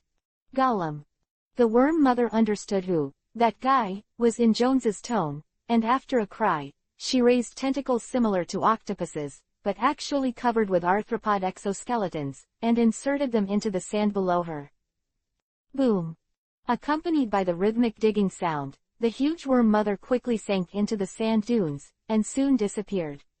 And what it took away together, in addition to the treasure, there was an overwhelming swarm of insects. There are all kinds of insects in the swarm in front of you, and ordinary people will feel numbness on their scalps at a glance. But no matter whether they are the same kind or not, or even natural enemies, they are like a family at the moment, leaving neatly with the mother insect. A worm is an animal, not an insect. But it secretes a pheromone that paralyzes the senses of nearly all known insects, allowing them to consider themselves masters. Wild worm mothers use this hypnotic method to provide protection for themselves, and at the same time secrete insect honey to feed back the swarm, which is mutually beneficial for both parties. It is precisely because of this special relationship that Jones can make the swarm obey his own commands through deformation, and corrode the solid seafloor stone gate regardless of life and death. Thinking of this, Jones recalled the situation of holding back his nausea and eating the mother insect meat before, and said again with emotion, "What a convenient ability." However, now is not an easy time, and his purpose here is not only to steal money, but also to attract sand crocodiles. Thinking of the traces he left, Jones directly transformed, revealing the most commonly used black king snake form. Has it arrived yet, Rockdale? Humph. It's really good to be able to find me. Just when Jones finished speaking, a cold hum came directly from the dunes ahead. As soon as the voice fell, a gust of wind suddenly blew on the sand, and a large amount of sand slowly gathered together under the control of an unknown force. What appeared first was Sand Crocodile's face with a long scar, then his cigar, clothes, and body. The uncondensed right foot stepped forward, condensed at the moment of landing, and stepped firmly on the sand. Holding a cigar, K. Rockdale raised his head slightly and looked at the black humanoid in front of him calmly. A flash of reminiscence flashed in his eyes. Where have you seen this thing? Rockdale narrowed his eyes, recalling carefully. This memory should have been a long time ago, otherwise I shouldn't be able to remember it. Rockdale was thinking what Jones didn't know. He didn't know the guy anyway. So, after listening to K. Rockdale's praise, he spread his hands and said helplessly, "Your cigar smells so strong, it's hard not to notice you." But then again, the famous King Chiwuhei Rockdale, you are not going to continue to be your hero in the rainy banquet. What do you want to do with me, this unknown person? Hearing Jones's words, K. Rockdale stopped worrying about his memory, and said with a gloomy expression, "It seems that you are not going to return the things to me honestly." What do you mean by returning things to you? Jones exaggeratedly said, "Those things don't belong to you in the first place, right? Or, you are used to being a pirate, and you really take what you robbed for yourself. It doesn't fit with your current status as the guardian of the kingdom, Crocdar." In the face of Jones' provocation by naming names, Rockdale didn't have much anger, but the expression on his face became more gloomy. "Oh, so you really don't give it? Really not? Desert Sword." Puff. As soon as the voice fell, a sand blade suddenly appeared and slashed straight at Jones' head. Rockdale is not a good-natured guy. With one shot, he is ready to kill Jones directly. Chapter 332 Dangerous Drake. By the way, yesterday there was a big guy who rewarded me, right? However, the mobile assistant has not been refreshed, and I don't know who it is. Obviously there are so many in the amount statistics, but there are none in the sub-items. This is embarrassing, but please don't worry, Ja will not miss it. Dividing line. Although his face was calm, K. Rockdale really did his best this time. Unlike the little character in the original book who dealt with Luffy's head-on challenge to him, at this moment, K. Rockdale was really angry. With a high self-esteem, he never thought that one day he would be tricked by others. And when he found out, it was after the other party succeeded. The anger that the plan was interfered with, and the shame of being succeeded by Jones, let Rockdale see Jones and just wanted him to die here, not to mention being provoked by Jones. As for the stolen treasure, as long as the culprit is killed, there is time to find it. So even the most commonly used desert sword, the power it exerts now is shocking. Far apart and protected by hard scales, Jones also had the illusion of a torn skull. If this knife comes down, if you resist it hard, you will be seriously injured if you don't die. But, today's juniors really don't understand etiquette at all. Facing the incomparably fierce desert sword, Jones' eyes also turned cold. Ever since he met Loya, he, who was once aloof, was shocked by the powerful strength of the other party again and again, and deeply understood his weakness. Indeed, I am not Loya's opponent, and I am not Zepha's opponent. Even that old woman has a skill that she cannot see through. But, Hunter Jones. It's not a small character who can be slaughtered. Looking at the rapidly attacking desert saber, an inexplicable coercion appeared on Jones' black snake scales, and a strange aura wrapped around it, making them blacker and more complete. Then, he raised his hand firmly and faced the desert treasure sword with a pair of fleshy palms. Ding! Obviously neither side is metal, but between the collisions, there is a crisp sound like hammering iron. Boom, boom. K. Rockdale, who shot angrily, calmly looked at the area covered by the desert sword, and his expression finally became serious. Tons of sand were lifted up by the powerful attack, flew high into the sky, and then turned into a cloud of sand and rain, falling all over the place. On the ground, a deep ravine cut by the desert knife spread to 100 meters away, and it was bottomless. But it was in this attack that the ground beneath Jones' feet was intact. Even he himself can't see the slightest difference. Rockdale's desert sword, as if it had been cut in the middle, was cut from where Jones was, without hurting him in the slightest. Armed color, domineering. Rockdale's face was ugly, and he said the name of that power word by word. That's right, it's a pity there is no reward. Jones' voice suddenly appeared behind him, causing Rockdale's eyes to widen suddenly. The Jones in front of him slowly drifted away with the wind, and he realized that what he saw was just an afterimage. Then, before he could use elementalization to dodge, Jones' fist slammed heavily on his back. Bang! As soon as the shot hit, Crocodile flew out like a cannonball, and vomited a mouthful of blood in the air. In addition to the weaknesses that fruit ability users should have, the only two things that can restrain them are the opposite attributes, and armament hockey. As long as they are caught by armament hockey, their bodies can't break free through elementalization, and all attacks are on the body. When was the last time you were caught by armament hockey?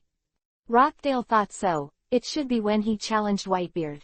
This feeling is really bad. Boom! A stream of yellow sand spewed from the ground, grabbing Rockdale and stopping him. Cough cough. Wiping the blood from the corners of his mouth, Rockdale stood on the palm of the yellow sand and looked at Jones seriously. A person with animal fruit ability can also armament hockey. Presumably your excellency is not an unknown person, right? Well, guess what? Jones didn't answer, kicked the ground again, and charged towards Rockdale. Do you think he'll be afraid of you with armament hockey? Humph. Seeing Jones' indifference, Sand Crocodile snorted coldly and waved his right hand fiercely in front of him. 3 Moon Sand Dunes. Moon Kiba's sand blade appeared in the air with his movements, and flew towards Jones fiercely. It's just that this speed, in the eyes of the deformed Jones, is so slow. Moon Step. With a kick in the air, Jones easily turned over the sand blade, avoiding the ending of being sucked into a mummy, and then continued to run towards Rockdale. But at this moment, a sneer appeared on the corner of Rockdale's mouth, and he swung his right hand back. Full moon. Hum. Invisible fluctuations swept the audience, and Jones, who had just escaped the Kiba-shaped sand blade, was surprised to find that the air seemed to have become thicker. No, maybe not the air. Looking at the sand quickly covering himself, Jones knew that he was careless. Boom. The next moment, a huge round sand cake appeared in the center of the field, and Jones was just wrapped in it. The third moon, the full moon.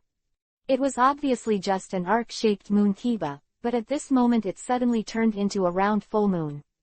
The part of the sand blade that suddenly appeared was connected to the previous sand blade and turned into a huge round cake.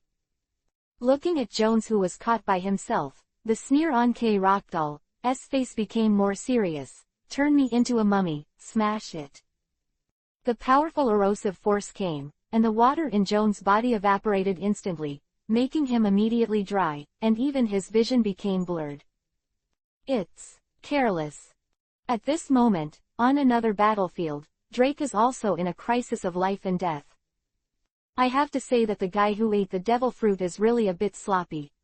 There are some powerful or dangerous fruit abilities, which can make the ability person ignore the deficiencies in all aspects and leapfrog the challenge. If this happened to him, Drake naturally expressed 10,000 willingness. But when this happens to your enemy, or to an enemy who is better than you in every way, Drake has only one thought at the moment. I have a sentence MMP does not know when to say or not to say. Looking at Mariah, who was giggling over there, Drake suddenly lowered his head and avoided the attack of another Mariah behind him. Puff! The sharp shadow turned into a sharp blade, easily cutting the corner of Drake's clothes and then cutting the ground. It's like the knife that burns you. He is cutting butter, easy and freehand. If this attack fell on him, Drake had no doubt that he would become a few pieces. How many? Of course it's 2. It's still half a head on one side, and the chefs who have been in the restaurant for decades are at this level. After a dog gnawed on the mud, Drake hurriedly got up and continued to pounce. The next moment, another Mariah's shadow horn gun penetrated the sand, leaving a bottomless hole. Dangerous and dangerous, it is about Drake's current situation. Looking at Drake's embarrassed appearance, Moria stood quietly on the periphery. He smiled and said, "How about you, do you still think I'm stupid now? Even my 2 shadow mage clones blocked me. Can't stop, you better let your master come out to help." Hey. Ah, I think so too. But, where did that bastard go? Drake couldn't refute Mariah's words, so he had to continue to dodge the attacks again and again, struggling to survive in the opponent's playful attacks. A few minutes passed, and it seemed that she was tired of playing. Moria put away her smile, looked at the sky, and then looked down at Drake, who was dodging constantly. "I'm not here to play games with you, Major General Drake. Now, please die. Your body, I'll turn it into a powerful zombie." Bang bang bang. 3 shadow guns were fired at the same time, piercing Drake's hands and feet straight, and pinning him to the ground. Before he could vomit blood because of the pain, Drake found sadly that the newly appeared Moria clone had already raised a spear at him, and it would penetrate his chest in the next second. "I'm really a ghost and won't let you go." At the last moment, Jones cursed Jones fiercely in his heart. Chapter 333 Another Golden Snail. Facing the powerful Shichibukai Moonlight Moria, Drake really did his best. Even if he urged the parasitic seeds regardless of the loss, it only slowed down the time of his defeat a little.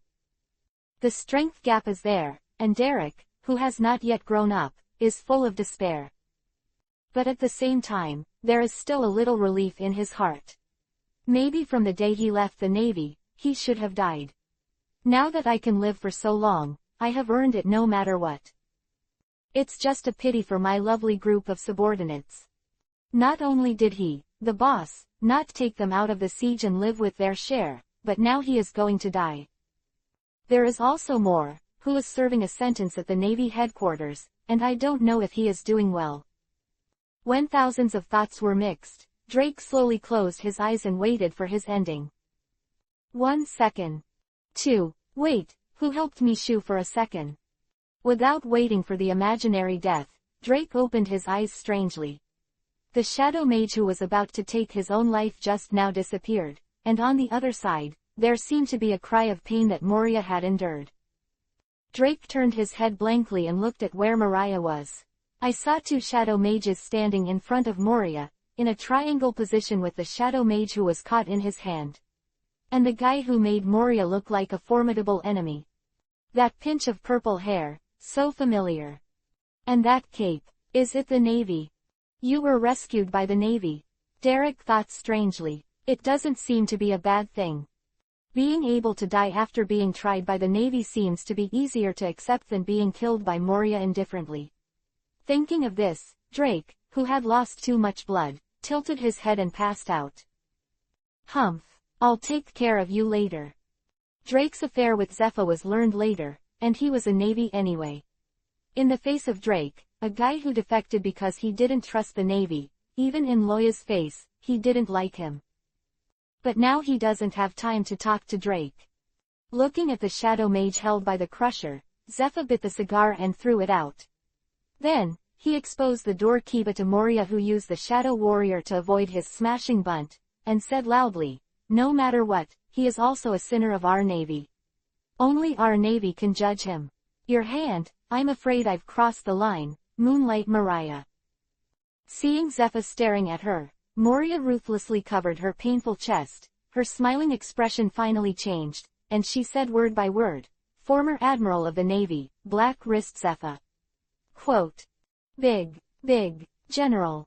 What?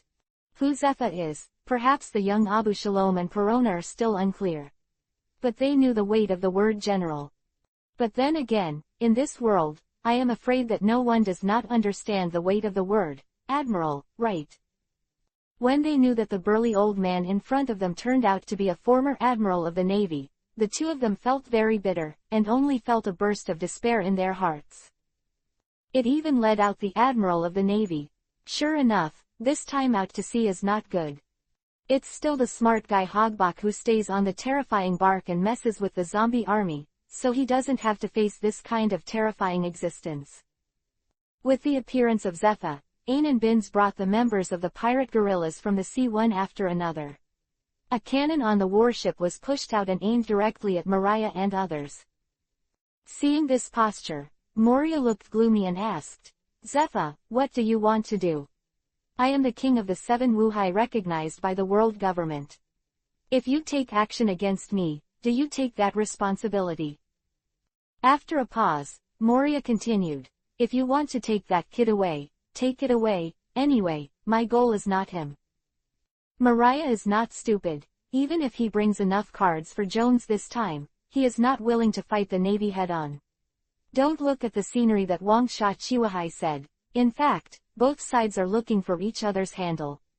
Even if he can win Zephyr with his trump card, it would be a felony to shoot the former admiral. If you want to add a crime, why bother? At that time, the position of Chiwahai is not guaranteed, and he will have to face the pursuit of Zephyr's terrifying network. Not to mention anything else, Aloya's name is enough to make him throw a rat. Therefore, he moved out of the name of the world government at this moment, which seemed to be a demonstration at the same time as a sign of weakness, telling Zephyr that he was not hostile. However, as a target already targeted by himself and others, how could Zephyr easily let him escape?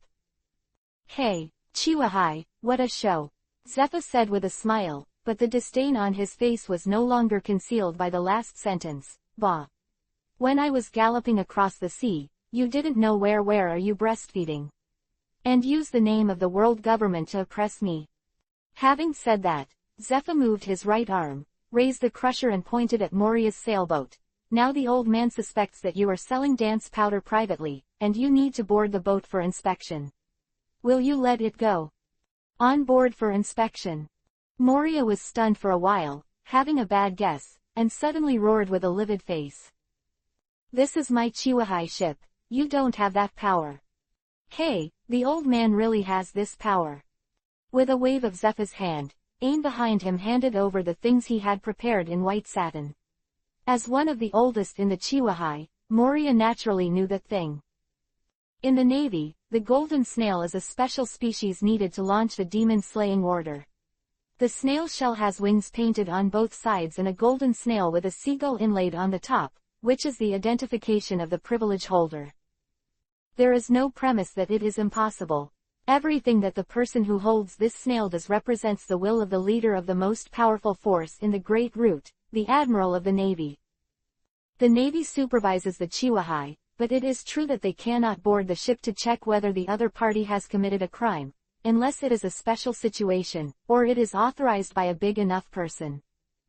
The latter paragraph is a rule established by the world government because the pirates are cunning and cunning. With this snail, Zephyr's behavior has a basis. No matter how normal the situation is, it is a special situation.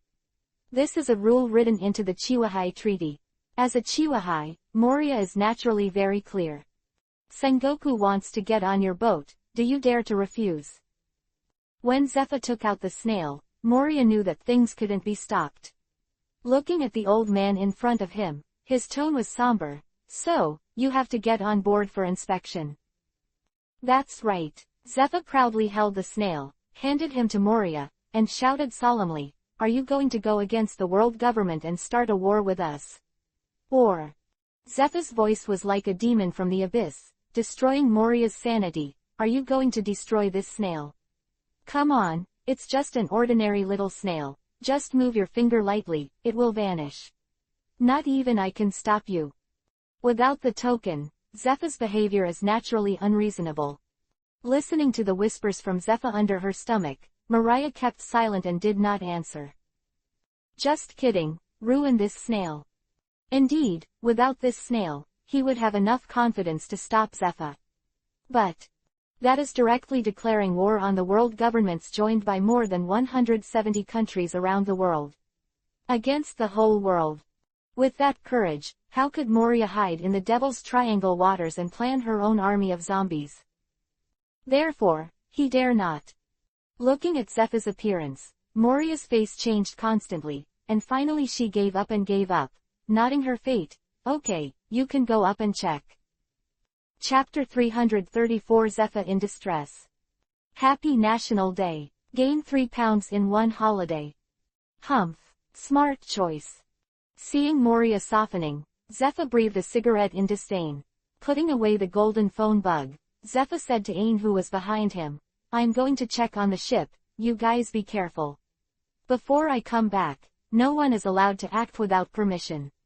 If anyone disagrees, just shoot. Yes. Ain and Binz wondered why Zepha didn't let themselves and others follow, but there were outsiders here, and they didn't question Zepha's order. Seeing Zepha walking towards his sailboat step by step, the expression on Mariah's face kept changing, and finally turned into an unspeakable gloom. You forced me, Zepha. The things on Mariah's ship were naturally prepared for Jones, and it was naturally not to be underestimated to allow him to continue to trouble Jones after his defeat. At the same time, most of the things that can burst out that kind of power are also contraband that the world government expressly prohibits trafficking. Now that Zepha is on the boat, then Zhang can't get up either. Slowly ascending the deck of the sailboat, Zepha seemed to look around casually, but in fact the whole person was in a state of high concentration. According to the information he got, the thing stored on this ship was too dangerous, and if he was not careful, he might be lost forever. This was also the reason why he was reluctant to let Ain and Binz come along, who were simply not strong enough to deal with such a crisis. Under the terrified eyes of Mariah's zombie soldiers and some living soldiers, Zepha walked around the deck slowly and found nothing unusual, so he pretended not to care and went under the deck. Then, he pointed to the room at the end of the aisle and asked the guy beside him, "What's in there? Open the door for me." This. A few soldiers look at me, I look at you, they seem hesitant. Mariah and the Lord had an order, except for the two of them, if anyone dared to approach that room, death was the only end. Before, a soldier accidentally got too close while cleaning, and Moria directly cut off the shadow and threw it into the sea. Thinking of the end of the man struggling on the sea surface and then turning into ashes, they dared not open the door. Humph. Sure enough, there is a problem. Zepha snorted coldly, pushed aside the zombie soldiers blocking the way, and came to the front of the room. He then lifted the shredder and slammed it down heavily on the door. Click. How the wooden door resisted the power of Zepha, and the shredder easily made a hole in it. Zepha reached in and grabbed the handle, twisting it slightly, and the door was opened. Seeing the glass bottles in the house wrapped in straw and sponge and fixed on the ground with metal brackets, Zepha's expression changed immediately. It turns out, it's really this thing. But then, he immediately remembered that since Moria really had this thing on board, why did he let himself on board? And not only did he not follow, but even the other person mentioned in the intelligence, Zepha's observation hockey, didn't find it. He. At this moment, strange laughter came, and a black shadow slowly climbed out of the shadow of the room, revealing Moria's upper body. Glancing at Zepha, Moria's shadow mage turned his head and stabbed the shadow blade in his hand towards the glass bottle. Moria, what are you trying to do? Zepha's face turned blue, and without thinking about it, he kicked his foot and slammed into the wall of the cabin. Next moment. Boom, boom. With a loud bang, Mariah's sailboat instantly turned into a huge fireball, a terrifying explosion swept the coast, and the fire shot into the sky. There are no words enough to describe the power of the explosion. The two sides facing each other on the coast were instantly terrified. The strong impact brought by the powerful explosion was almost the moment when the explosion came out, and the crowd that was close was shattered and launched. The billowing smoke is like an overwhelming sandstorm, rising into the sky, accompanied by the flames of orangutan yuhi color blooming coquettishly, like the enchanting and gorgeous other shore flowers, competing for beauty. In this apocalyptic scene, a mournful female voice resounded across the coast. Teacher. The roar and vibration were so obvious that even if they were still sailing on the distant sea, the warship trembled together. Using ice cubes to freeze his feet on the deck, Loya caught the adjutant who was about to fall to the ground and stared blankly at the distant battlefield. The notice goes on, full speed ahead. After receiving the order, the soldiers on the 3 warships acted in unison, raising the speed of the behemoth under their feet to ultimate, and rushing to the battlefield. Soon, the scene on the coast came into view. The billowing smoke has not yet dissipated, and countless severed limbs are scattered in the sand and sea water on the coast, dyeing the entire battlefield extremely dazzling. At the center of the explosion, there was a huge spherical crater. In the pit with a diameter of hundreds of meters, a large number of mukuro and corpses floated on the sea surface as the seawater poured in. Not far from the coast, several overturned warships were slowly sinking. At a glance, everyone recognized that those were the pirate guerrillas led by Zephyr. Mourning, screaming, crying, accompanied by pungent gunpowder smoke and scorching heat, formed a picture of purgatory on earth. "Sir!" Loya's adjutant shouted at him loudly, "That's the team of Chief Instructor Zephyr." Quietly watching the tragic situation on the battlefield, Loya lowered his head and said lightly, "I know. Arrange for people to rescue." Looking at what happened to his colleagues, the adjutant nodded solemnly and saluted Loya. "Yes. Guaranteed to complete the task."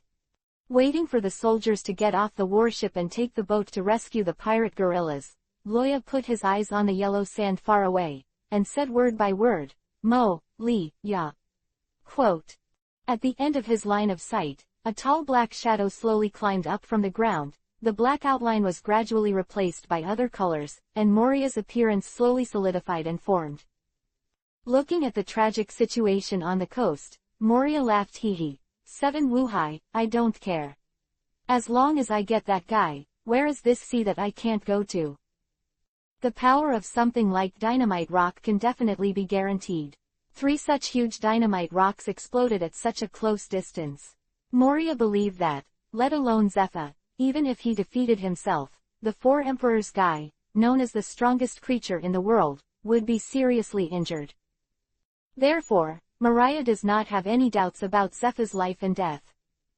Absolutely dead and not even scum left. Fortunately, Pika brought a part of the dynamite rock ashore first, or else I don't know what to do with that guy later. Moria thought happily, the other party can not only transform into that form beat yourself up, but also fly and be invisible. Even if he joins forces with Pika, he may not be able to keep the other party. With the remaining explosive rock, it can be guaranteed to be foolproof. It's just a pity that my subordinates, Absalom and Perona, are very useful. Moria said regretfully, but this regret was soon replaced by the joy of getting Jones. Finally glanced at the coast, Moria turned around, and was about to go to Cannibal Island to find Jones's location. But at this moment, a cold voice suddenly sounded in his ear, "Pika. Dynamite rock. So, Doflamingo is also involved in this pursuit. Moonlight Mariah. You." Looking at Loya walking out of the empty desert in front of her eyes, the smile on Mariah's face solidified. Christopher Loya. Chapter 335 Strange Flamingo. It turned out to be Doflamingo and Dynamite Rock. This was completely beyond Loya's expectations. In his mind, with Zephyr's current strength, let alone one Mariah, even if there are 2, the other party can only escape with the power of the fruit. That's why I felt relieved and moved slowly towards this side to avoid any mistakes in the plan. But he never expected that the other party would actually get involved with Doflamingo, and he also got a contraband such as dynamite rock that the world government strictly guarded against. Looking at the giant man who was still leisurely in front of him just now, Luo Ya's face was frosty. In other words, you blew up my teacher. Quick. Ultimate fast. The voice clearly came from the front, but in the next instant, Loya's figure had come to Moria's side, and the afterimage left in place slowly dissipated. Leaping up into the air, Loya's right fist was condensed with terrifying magic power, and the blue and black armament hockey was displayed in front of people for a long time. Then, you die too. Ice dragons. Frost fist. Bang. The dull collision sounded. Moria's head deformed and twisted at an indistinguishable speed, and was dented by a punch. Then the 6'9" body seemed to be an insignificant fragile stone, and was directly blown up by this terrifying punch. Moria's body that exploded was not as bloody as she had expected. Yuhi's yellow and white were all over the sand, but instead turned into black pieces as thin as paper, floating in the air. Shadow. Cut, what a troublesome ability. Loya cut with disdain, looked at the blood stained on his fist, and smiled slightly. This time you avoided it, so what about the next time? Teacher Zepha once said that you can't become a strong man just by relying on his fruit ability. This was proven wrong by General Kizaru, but that was because his fruit ability was so strong that he ignored all other weaknesses. How do you compare to him? Boom. Before the words fell, the place where Loya was suddenly exploded, and the earth screamed under the majestic force, and a huge pit appeared. And with this huge force, Loya came to Moria, who had condensed into a solid body, like a teleportation, and punched again. How many times do you think you can dodge? Bang. Relentless, even speeding up. This time, Moria only had time to exchange his head with the shadow, while his body endured the terrifying shock caused by Loya's punch. When the fist speed is fast enough, the wind pressure brought by it is enough to tear people into pieces. Wow. Just after transferring her body, Moria felt like her whole body was crushed by a meat grinder. Every muscle and bone was screaming unpleasantly, and a lot of blood was like a river of water that didn't need money, and the clothes on his body were soaked in a blink of an eye.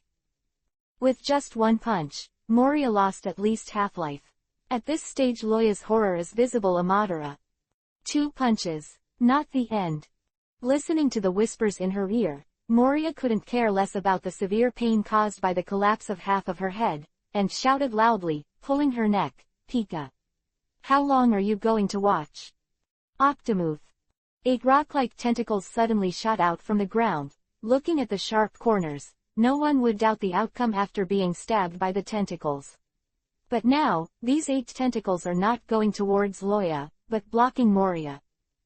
Pika's judgment was correct. When Moria shouted, Loya was no longer in the position just now. The position of his scorpion stone just appeared in front of Loya's fist, which could buy Moria a little time. Boom. The solid rock was like a crisp biscuit.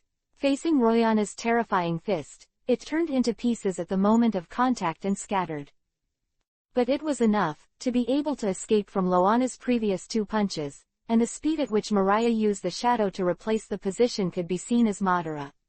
So, among the 3 punches, Loya missed the first time. This is a desert, it's good to be able to find rocks.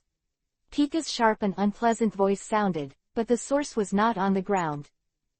Instead of continuing to hunt down Moria, Loya stepped on the sand and frowned. It turned out to be hiding in the ground.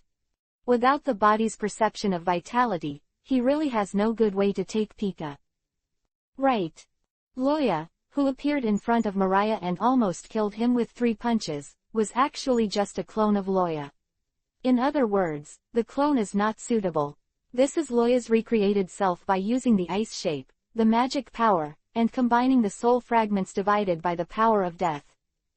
Loya had this idea a long time ago, and the inspiration naturally came from the clone technique in Hokage. But the self that was simply shaped by ice was not satisfactory except for the degree of hardness, correctness, and other aspects were relatively weak. Can't think, can't talk, can't use magic, looks like a big doll.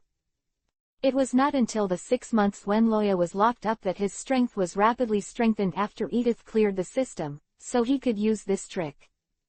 Although the main body is still an ice cube, the current clone is no different from Loya itself. Not only does it have the characteristics that ordinary people should have, but even with the help of their own soul fragments, they can think and speak like normal people. The only downside is that, because it is a creation after all, his strength will be limited to one category, and he does not have the power that his body should have. The super perception and sense of life force attached to the body of the dragon are not within this scope. Dodging the fatal attack of Loya's clone, Moria raised her head and shouted to Loya in a stern voice. Lieutenant General Loya, do you also want to taste the taste of being shattered by explosive rocks? Since the other party heard his words just now, he definitely knew that Pika was carrying the dynamite rock. Once the thing explodes, the 3 people present may not survive. The huge circular pit on the coast is the proof. In the area shrouded in explosive rocks, almost everything was completely shattered. Even steel is no exception. As if moved by Mariah's words, Loya stood there and did not continue to shoot at him. Speaking of which, I don't understand. Why did Brother Doflamming intervene in this matter? I don't believe it. He received no message of a naval sortie. As the intermediary joker in the dark world, as well as the official background of the Tianlong people, it is impossible for Doflamingo, who eats both black and white, to not know about Loya and others going to sea. But in this case, the other party not only sent Kadri Pika to help Mariah, but even brought a contraband such as dynamite rock. So Loya has to ask, what is the flamingo going to do? What is it that attracts him to make that kind of guy pay such a huge price? Just to help Mariah, it doesn't seem like you should carry something like dynamite rocks. Because once this thing that is strictly controlled by the world government is exposed to people, the mining area of explosive rock will definitely be thoroughly checked, and the flamingo is equivalent to losing a dark line. So the question is, what is the other party for? Is he for Jones too? Chapter 336 The Loophole of the Clone, for the addition of the One Reward Boss Black Knight.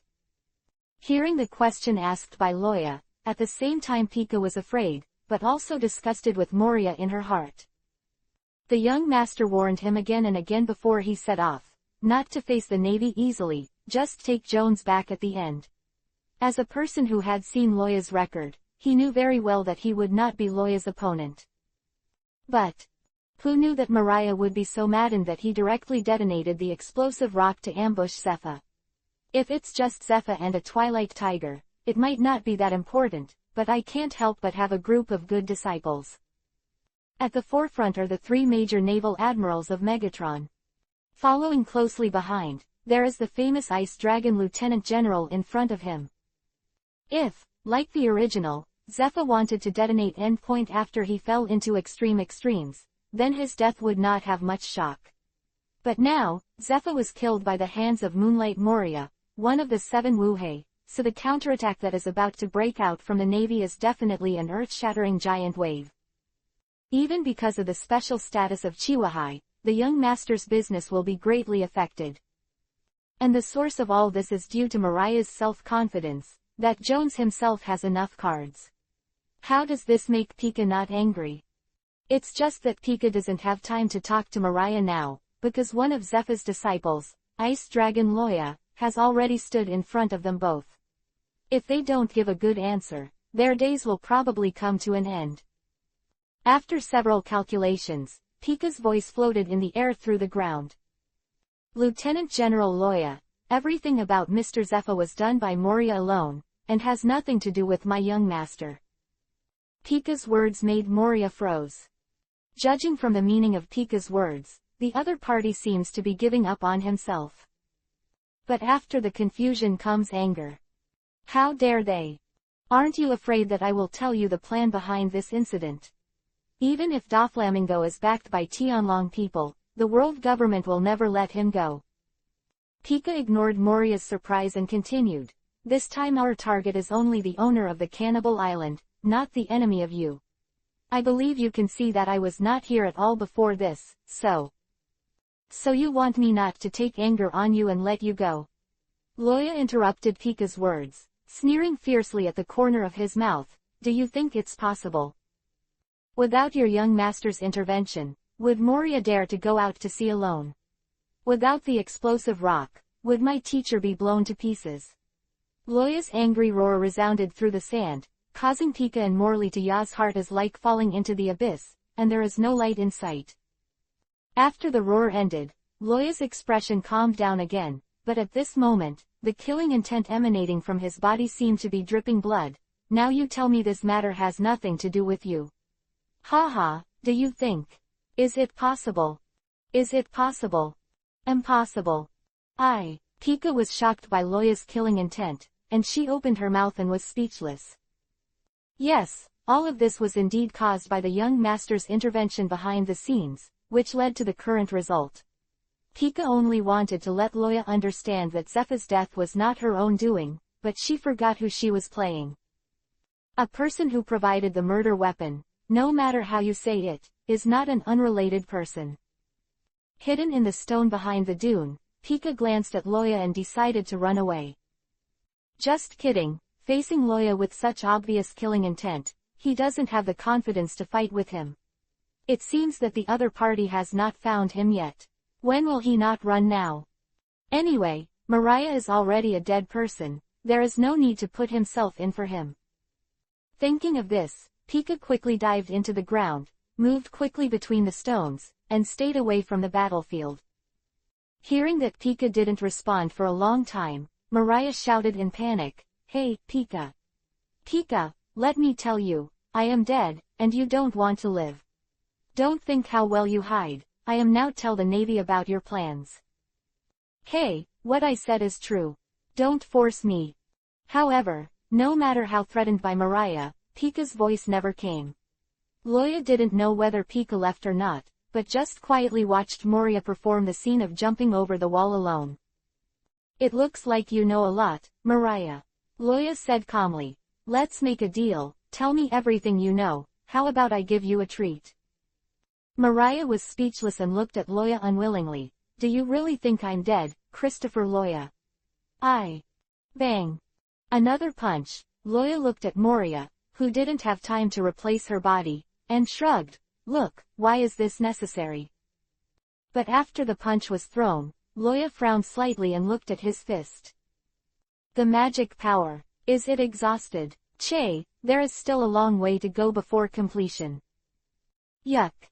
Being punched again, no part of the body no longer uttered painful screams. Moria vomited a large pool of blood, and got up tremblingly from the ground. Suddenly, he felt something, checked his body carefully, and then grinned. "Wait. I understand. Your strength has weakened."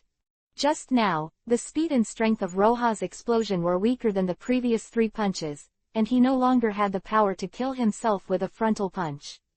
Although I don't know why this is, Moria feels like she has found Loya's weakness. "Your strength can only be exerted for a short time, so you didn't kill me with 1 punch. The fact is also as Moria said, although this clone of Loya can easily kill Moria, the magic power in his body is weaker than the huge magic power of Loya itself. And as a body shaped by ice, it naturally does not have the pervert-level recovery power of the main body, and it uses a little less magic power. In the past, most of the magic power stored in the body has been consumed during the flight of dragon transformation. Now, the frost fist of the ice dragon, which has been consumed in excess of the amount, has been used 3 times in a row, and the already barren magic power has bottomed out. The magic power stored in the current Loya clone has become not far from the time when he did not join the elite camp. It seems that it is not enough to deal with Moria. Even if you get weaker, I can kill you." Loya smiled coldly at Zepha, armament hockey wrapped around his fist again. Escaped from Loya far away, Pika carefully wrapped the dynamite rock with stones and kept moving forward underground. The underground of the desert is not always stone, and sometimes he has to leave the underground and come to the ground to advance. After escaping so far, Loya should not catch up. Pika was relieved and prepared to go back to the cannibal island and find Jones. It was at this time that a voice clearly entered Pika's ears through the sand and stones. There are still people hiding under the sand. This shouldn't be talking about me, right? Pika thought in a daze, and hugged the explosive rock in her chest tightly. It's just that he guessed wrong. The voice was indeed directed at him. Feeling that the human under his feet stopped moving, the man wearing the kabuto cap silently pulled out the sword from his waist and pointed downwards. "Yo, are you going to attack me? Come out. If you don't come out, I'll kill you." The sword was slender and sharp, shining with a biting cold light in the sun. What was particularly striking was the hilt of the sword held in both hands, as gray as bone, like the joints of a dead man. Chapter 337 Back Tony. Limited free period. Ask for a recommendation ticket. Ask for a monthly pass, and ask for a reward. Q *lij and #5b52 plus ode VP. U at 7bg absolute silence. Pika still had a fluke so far, believing that her tracks would not be exposed so easily. It is true that even observation hockey can hardly detect Pika, whose body is hidden in the underground stones. He was able to escape from the battle between Loya's clone and Moria, which was enough to prove his latent ability. So he thought that the guy on the ground should have noticed something different through his movement.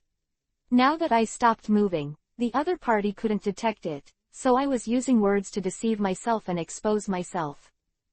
However, this is just what he thinks, but the truth of the matter. Feeling that the source of his anger stopped moving, and he was really not ready to come out, a coldness flashed in the swordsman's eyes. Humph. Stubborn, you really want me to invite you out, right? Clang. Holding the gray-white hilt, the swordsman pinned the sharp long sword in his hand diagonally to his waist, in a posture of drawing the sword and slashing. Hum. The sword was clearly unshakable, but a crisp buzzing sound suddenly sounded in the air. The invisible aura spread out, and the strong evil spirit covered the sky, making people feel as if some beast was about to wake up. Looking at the ground ahead, the swordsman let out a soft breath. Yi Dao Lu Ming Yu slash. With a swipe of the knife, the surrounding light became dim, and the desert, which had been scorching hot just now, suddenly became a bit gloomy and icy cold. At this moment, a full moon appeared on the desert, and the sand was covered with radiance, which was extremely beautiful. Laugh. With the appearance of the bright moon, the desert cracked open so suddenly. It was silent, as if a huge piece of brown-yellow colored paper had been cut open by an invisible scissors. Deep ravines appear in the desert, with no end in sight. The yellow sand on both sides stood still for a while, and then, under the urging of gravity, rolled into the ravine. Ah, my hand. At this time, a sharp and unpleasant voice came from the gully, and Pika came to the ground with one hand holding the explosive rock. The sturdy body was hunched together at the moment, and the fresh Yuhi blood that was like a stream of water continued to spurt from the broken arm of his right hand, dazzling the fresh Yuhi dyed in the yellow sand. Glancing at the strong man, the swordsman put away his long sword silently, and said indifferently, "If you come out, you won't listen, one hand, just to teach you a lesson."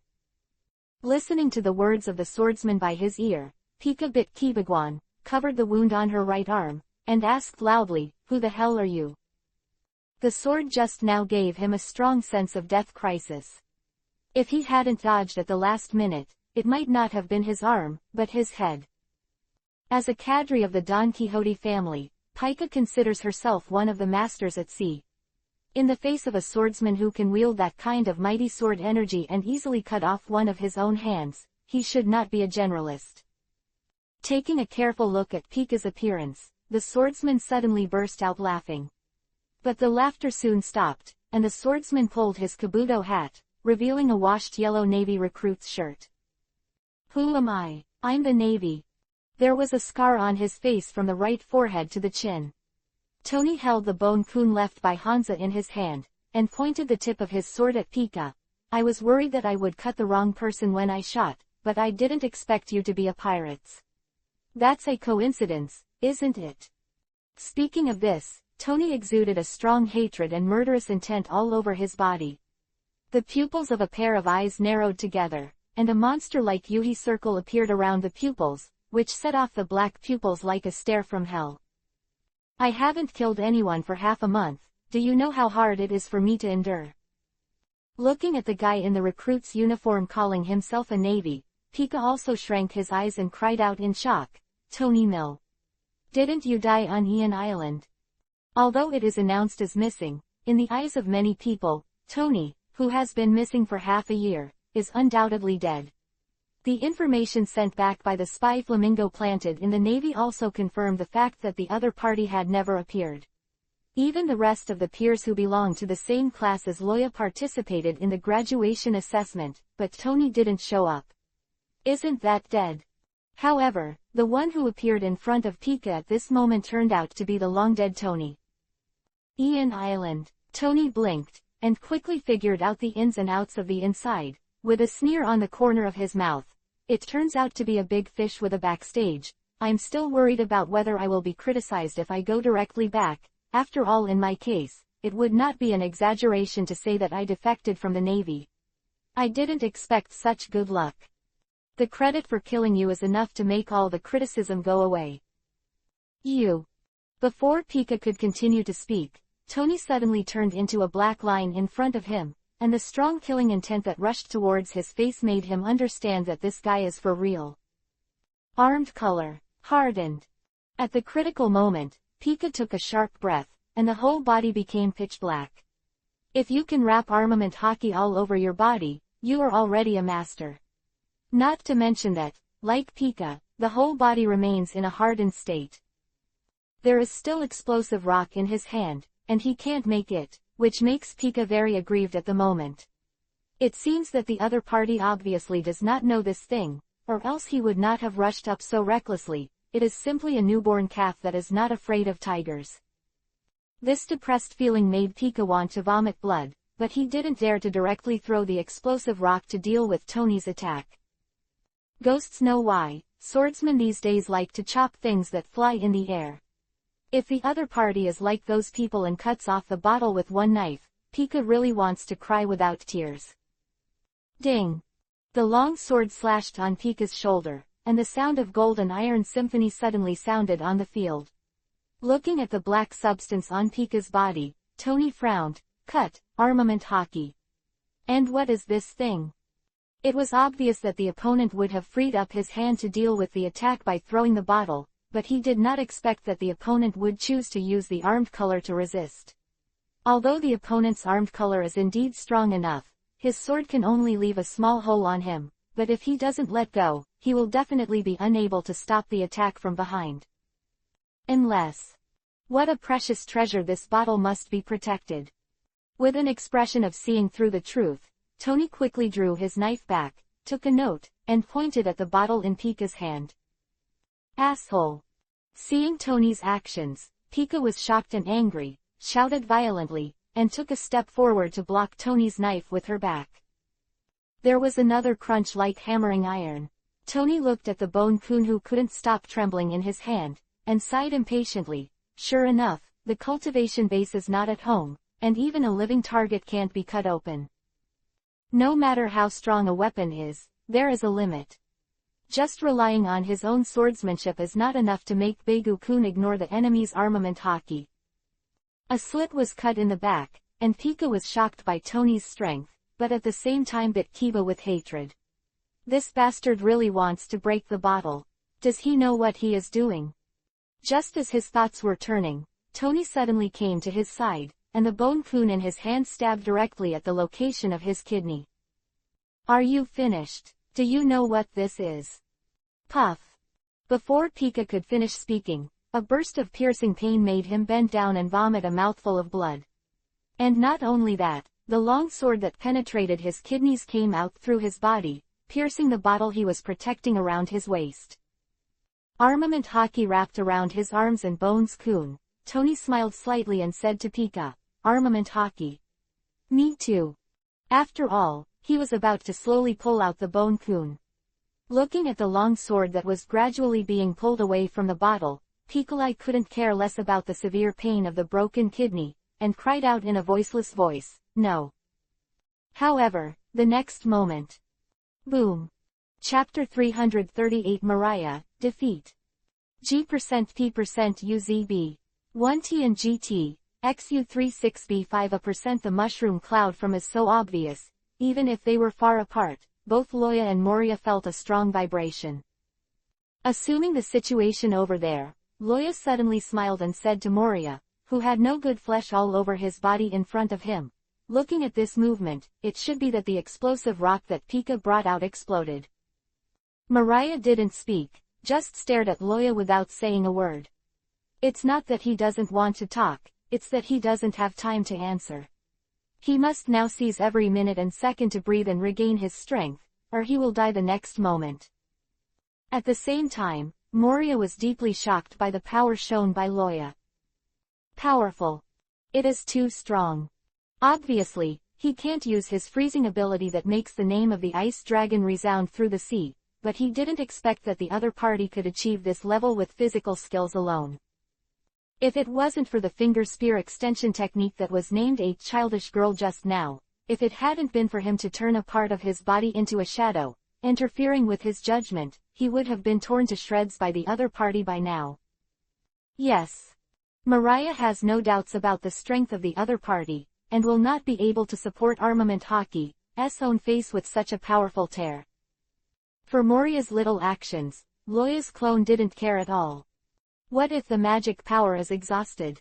Now I can still burn my soul and burst into a stronger power. Anyway, it's just a little fragment of the main body. After burning it clean, it is like a person missing a little fingernail, and it will not have any effect on the main body. As a dragon slayer who controls death and ice, replenishing the loss of soul is not the same as playing. So at this moment, Loya looked at Moria with interest, and explained his judgment. You are also very clear about the power of the explosive rock. I am afraid that Pika is now dead. And you, it is almost time to go. Humph. Then try it. Moria snorted coldly and was ready to shoot. Until now, he has also been beaten fiercely. After shrinking for so long, Mariah had already forgotten when the last bloody battle was. Knowing that the last dynamite rock exploded, Moria lost the last trace of luck in her heart, and she had no certainty of defeating Jones. So since that's the case, let yourself fight a long-lost battle. After this trip to the sea, he deeply understood a truth. How weak and powerless the army of zombies that he had worked so hard to manage faced the real powerhouse. Not to mention ruling the world, even defeating Guy is far away. With a determination to die, Moria naturally will not be afraid of Loya's challenge. Perhaps, at this moment, Mariah found himself as a supernova. Even if he knew he was going to die, he had to fight until the last moment. He was an opponent that he could only respect. However, his teacher was dead in the explosion of the dynamite rock, and Loya's attitude towards him would not change in the slightest. Speaking of which, he is a navy and Moria is a pirate, so there is no room for relaxation. Pulling off the tattered blue suit on his body, Loya rolled up the sleeves of his white shirt, slightly bent his knees, and took a good posture. Next move, I'll send you on your way, Mariah. Who will let who die? Christopher Loya, Moria said, taking the first shot. 3 black Morias crawled out of the shadow under his feet, surrounded Loya in the front, left, and right directions, raising the shadow blade in his hand. Dong dong dong. 3 dull collisions sounded, causing Moria to spit blood unwillingly. Cut. It still can't break the defense. The attack of the 3 shadow mages did hit Loya, but Loya's clone body was made of ice, or the ice created by Dragon Slayer magic. The hardness is not even comparable to that of steel. Although Moria's attack is powerful, it is still a little short to break through the clone. However, what's waiting is now. Looking at Loya's power-packed posture, Moria didn't want to let such a heaven-sent opportunity run away. The next moment, he directly exchanged positions with the Shadow Mage and came to Loya. Go to hell. Shadow Gun. The Shadow Gun can be said to be Moria's strongest attacking move. In the original book, he used this move to penetrate Oz Jr., the son of the Devil Oz. Even if the opponent's defense is strong, Moria is very confident, and with this move, it penetrates Loya's heart. So, facts once again prove how important intelligence is.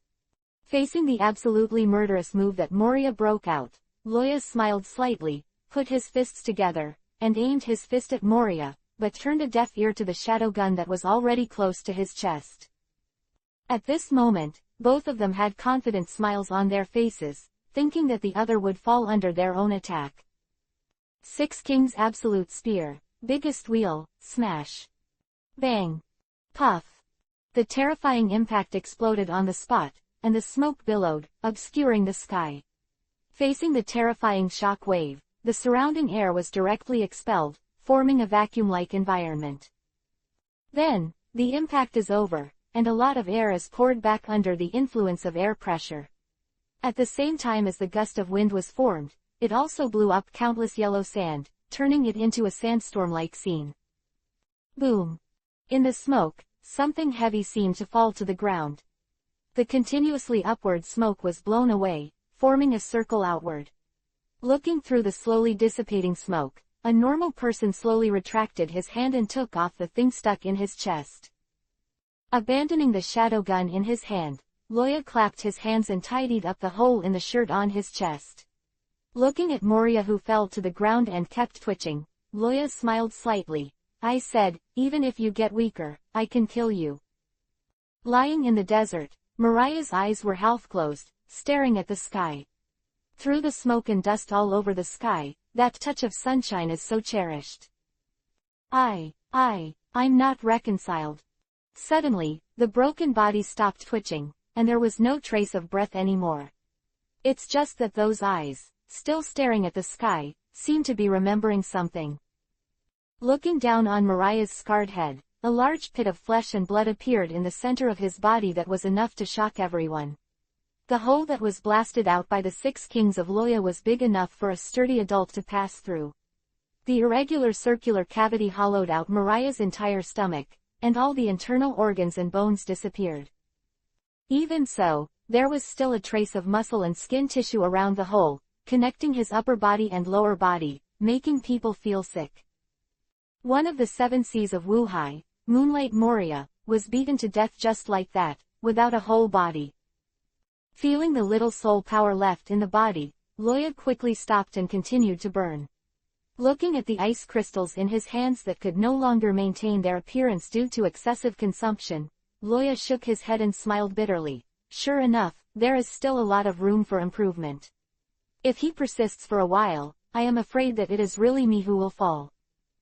However, the premise of using the word if is that the so-called if did not happen. After all, he won. Patting away the dust on his body, Loya turned his head and walked towards the coast. He didn't know if his teacher could survive that terrifying explosion, and if Zephyr really died, he wanted to let the teacher rest in peace. Then, go and kill the culprit, Doflamingo. At this moment, for flamingos, Loya's killing intent is unprecedentedly strong. Chapter 339 Snake Molting. The vast desert, the Dead Sea of Sand. Time seems to have completely lost its meaning here. No matter when and where it is so dry and desolate. In front of you is an endless desert, vast and small, and in it, human beings seem so small. In such a sea of sand, K-Rockdar flicked the soot and said lightly to the mummy in front, what about armament hockey? It can't let you avoid the erosion of the desert. Being able to become Shichibukai at the age of 80 million bounty, no mistake, and for so many years, K-Rockdal has met countless enemies who will meet armament hockey. Except for the challenge to Whitebeard, the other enemies face the erosion of yellow sand, and no one could resist. In front of him, Jones couldn't see his original appearance at all at this moment. His shriveled body lay motionless on the sand. The muscles that used to be full and strong were now like Hefeng's dry bacon, tarnished and extremely stiff. After becoming like this, K-Rockdal didn't believe that this little thief would still be alive. After venting his anger, Sand Crocodile began to consider more realistic issues.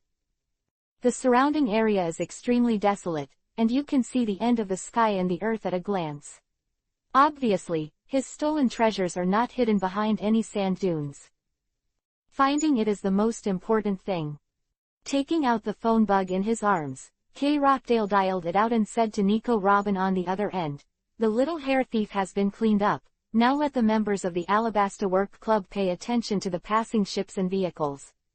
Don't let things get shipped out. During his time in Alabasta, Sand Crocodile was not just playing a hero, but his secret deployments also did not fall. It's like Dara in Rape Flower Town, the chess piece he placed in the dark. The same situation is spread throughout Alabasta, and it is also one of the bases for the Sand Crocodile's plan to steal the country. With his order, the whole of Alabasta will enter a state of martial law, and he is confident that the treasure will be recovered before it is taken out of Alabasta. After a few simple chats, K-Rockdal put down the phone. Glancing at the dry corpse, he raised his head and prepared to bury it completely in the desert. Desert sunflower. Boom. A dull sound came from under the ground, the groundwater vein was sucked away, and the sand in front of the sand crocodile quickly flowed, forming a sunken quicksand pit. Watching Jones' corpse slowly drown in the rolling yellow sand, the sand crocodile's expression was indifferent, and he could not see any fluctuations. Just. Where are you looking, sand crocodile? Jones' voice suddenly sounded in K-Rockdale's ear, and then, a heavy punch slammed into K-Rockdale's distorted face from shock.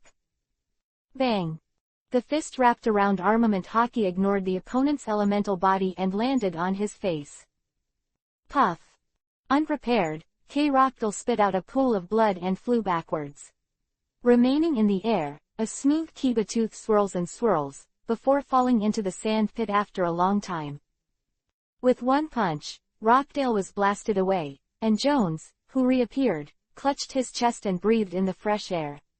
Continue to hold back, maybe you will really become a corpse under the yellow sand. It fell heavily to the ground, splashing a circle of dust. K-Rockdale couldn't care less about the fact that he was missing a door Kiba, and looked at Jones in shock. How is it possible? You were obviously killed by me. As a sand fruit person, Sanryu Sand Dune is an external attack move, but because the body is yellow sand, the situation of the enemy wrapped in it cannot escape K-Rockdal's perception. He could bet with his other hand that he absolutely sucked Jones dry before. So, who is the person who appears in front of him now? Facing Rockdale's question, Jones calmed down the tension in his lungs and stood up straight. Don't you know what a snake sheds its skin? What? Rockdale's eyes narrowed, only to realize that the Jones in front of him had become a little different from before. The scales that were black and hard before, now appear a little white and thin. It looks like a snake that has just shed its skin. With a backhand, he turned the mummy out of the quicksand, and looking at the cracked corpse, K-Rockdal finally understood what was going on. It turned out that he had indeed sucked Jones dry before, but what he sucked dry was Jones' sloughed shell. Before that, Jones had separated his body from his outer shell. Even though he was still injured by the erosive power of the rustling fruit, he avoided the fate of becoming a mummy. Then, waiting for Rockdale to sink himself into the quicksand, Jones burst through the shell and attacked him. Looking at K-Rockdale's enlightened eyes, Jones smiled slightly. Now, the second round starts. By the way, there is no time limit for me to shed skin. Boom. As soon as the words fell, Jones kicked the ground, running in the opposite direction. Leaving K-Rockdal alone, he stared blankly at his back. A few seconds later, K-Rockdal angrily clenched the Kiba pass and cursed viciously. You dare to play with me? You bastard. Just kidding, I was sucked into that kind of tragic state just now, and now Jones has no confidence to continue fighting the sand crocodile. Although he doesn't seem to be unusual now, only he himself knows how much damage to his internal organs and muscles, and he has to endure severe pain even when he takes a breath. If it weren't for the fact that the quicksand was getting deeper and deeper, and he would not be able to climb out later, Jones was still going to dig the sand to leave like a worm mother, and he would have attacked K-Rockdale. This time, I was too careless after all. After half a year of cultivation, he thought that with his strength and the ever-changing characteristics of beast language fruit, it would be an easy thing to win a Chihuahua who would not be domineering. But he never imagined that K-Rockdal had developed the fruit to such a degree. That attack that drained the body's water, even if he wanted to resist, Jones had nothing to do. Think about it too, a Chihuahua who does not cultivate domineering and only uses fruit ability, how much energy and effort will he put in developing his fruit ability? Sometimes, when devil fruits are developed, they can really do whatever they want. This is really not a joke. After this battle, Jones has already made plans. If there is another next time, he will definitely kill him directly with a higher speed and strength advantage, without giving the opponent any chance. Of course, this is based on the premise that he can successfully escape. Hearing the roar from behind, Jones couldn't help but give himself a compliment in his heart. This wave of routines is perfect. Chapter 340 Dragon Form. Knowing that he had been tricked by Jones, K. Rockdale felt like a volcano erupting in his heart at the moment. His anger was surging, and the scorching heat made him almost lose his mind. Rockdale is a guy who is very confident in himself. This confidence comes not only from his powerful fruit ability, but also from his affirmation of his IQ. He has always been the only one to deceive people. When can someone deceive him? Anyone with an average IQ would feel outraged when they were cheated on, let alone a guy like him who was so confident in himself. He just figured out Jones' motive in a blink of an eye. He was sucked into a man before, and the opponent was definitely not as strong as he showed, and the injury was not enough to support him to continue fighting. That punch was probably the last punch he could throw. But what did you do? I just watched him run away. Feeling that his IQ was insulted, K. Rockdale was really angry. Bastard! How dare you lie to me? The furious K. Rockdale stood up. His eyes were bloodshot, and he looked like a madman with the blood flowing from his mouth because of a missing Kiba tooth. Staring hard at the direction of Jones' escape, K. Rockdale couldn't bear to continue to hide his strength.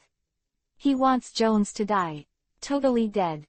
Spreading his feet, he placed his intact right hand in front of him, and the yellow sand condensed in K. Rockdale's palm.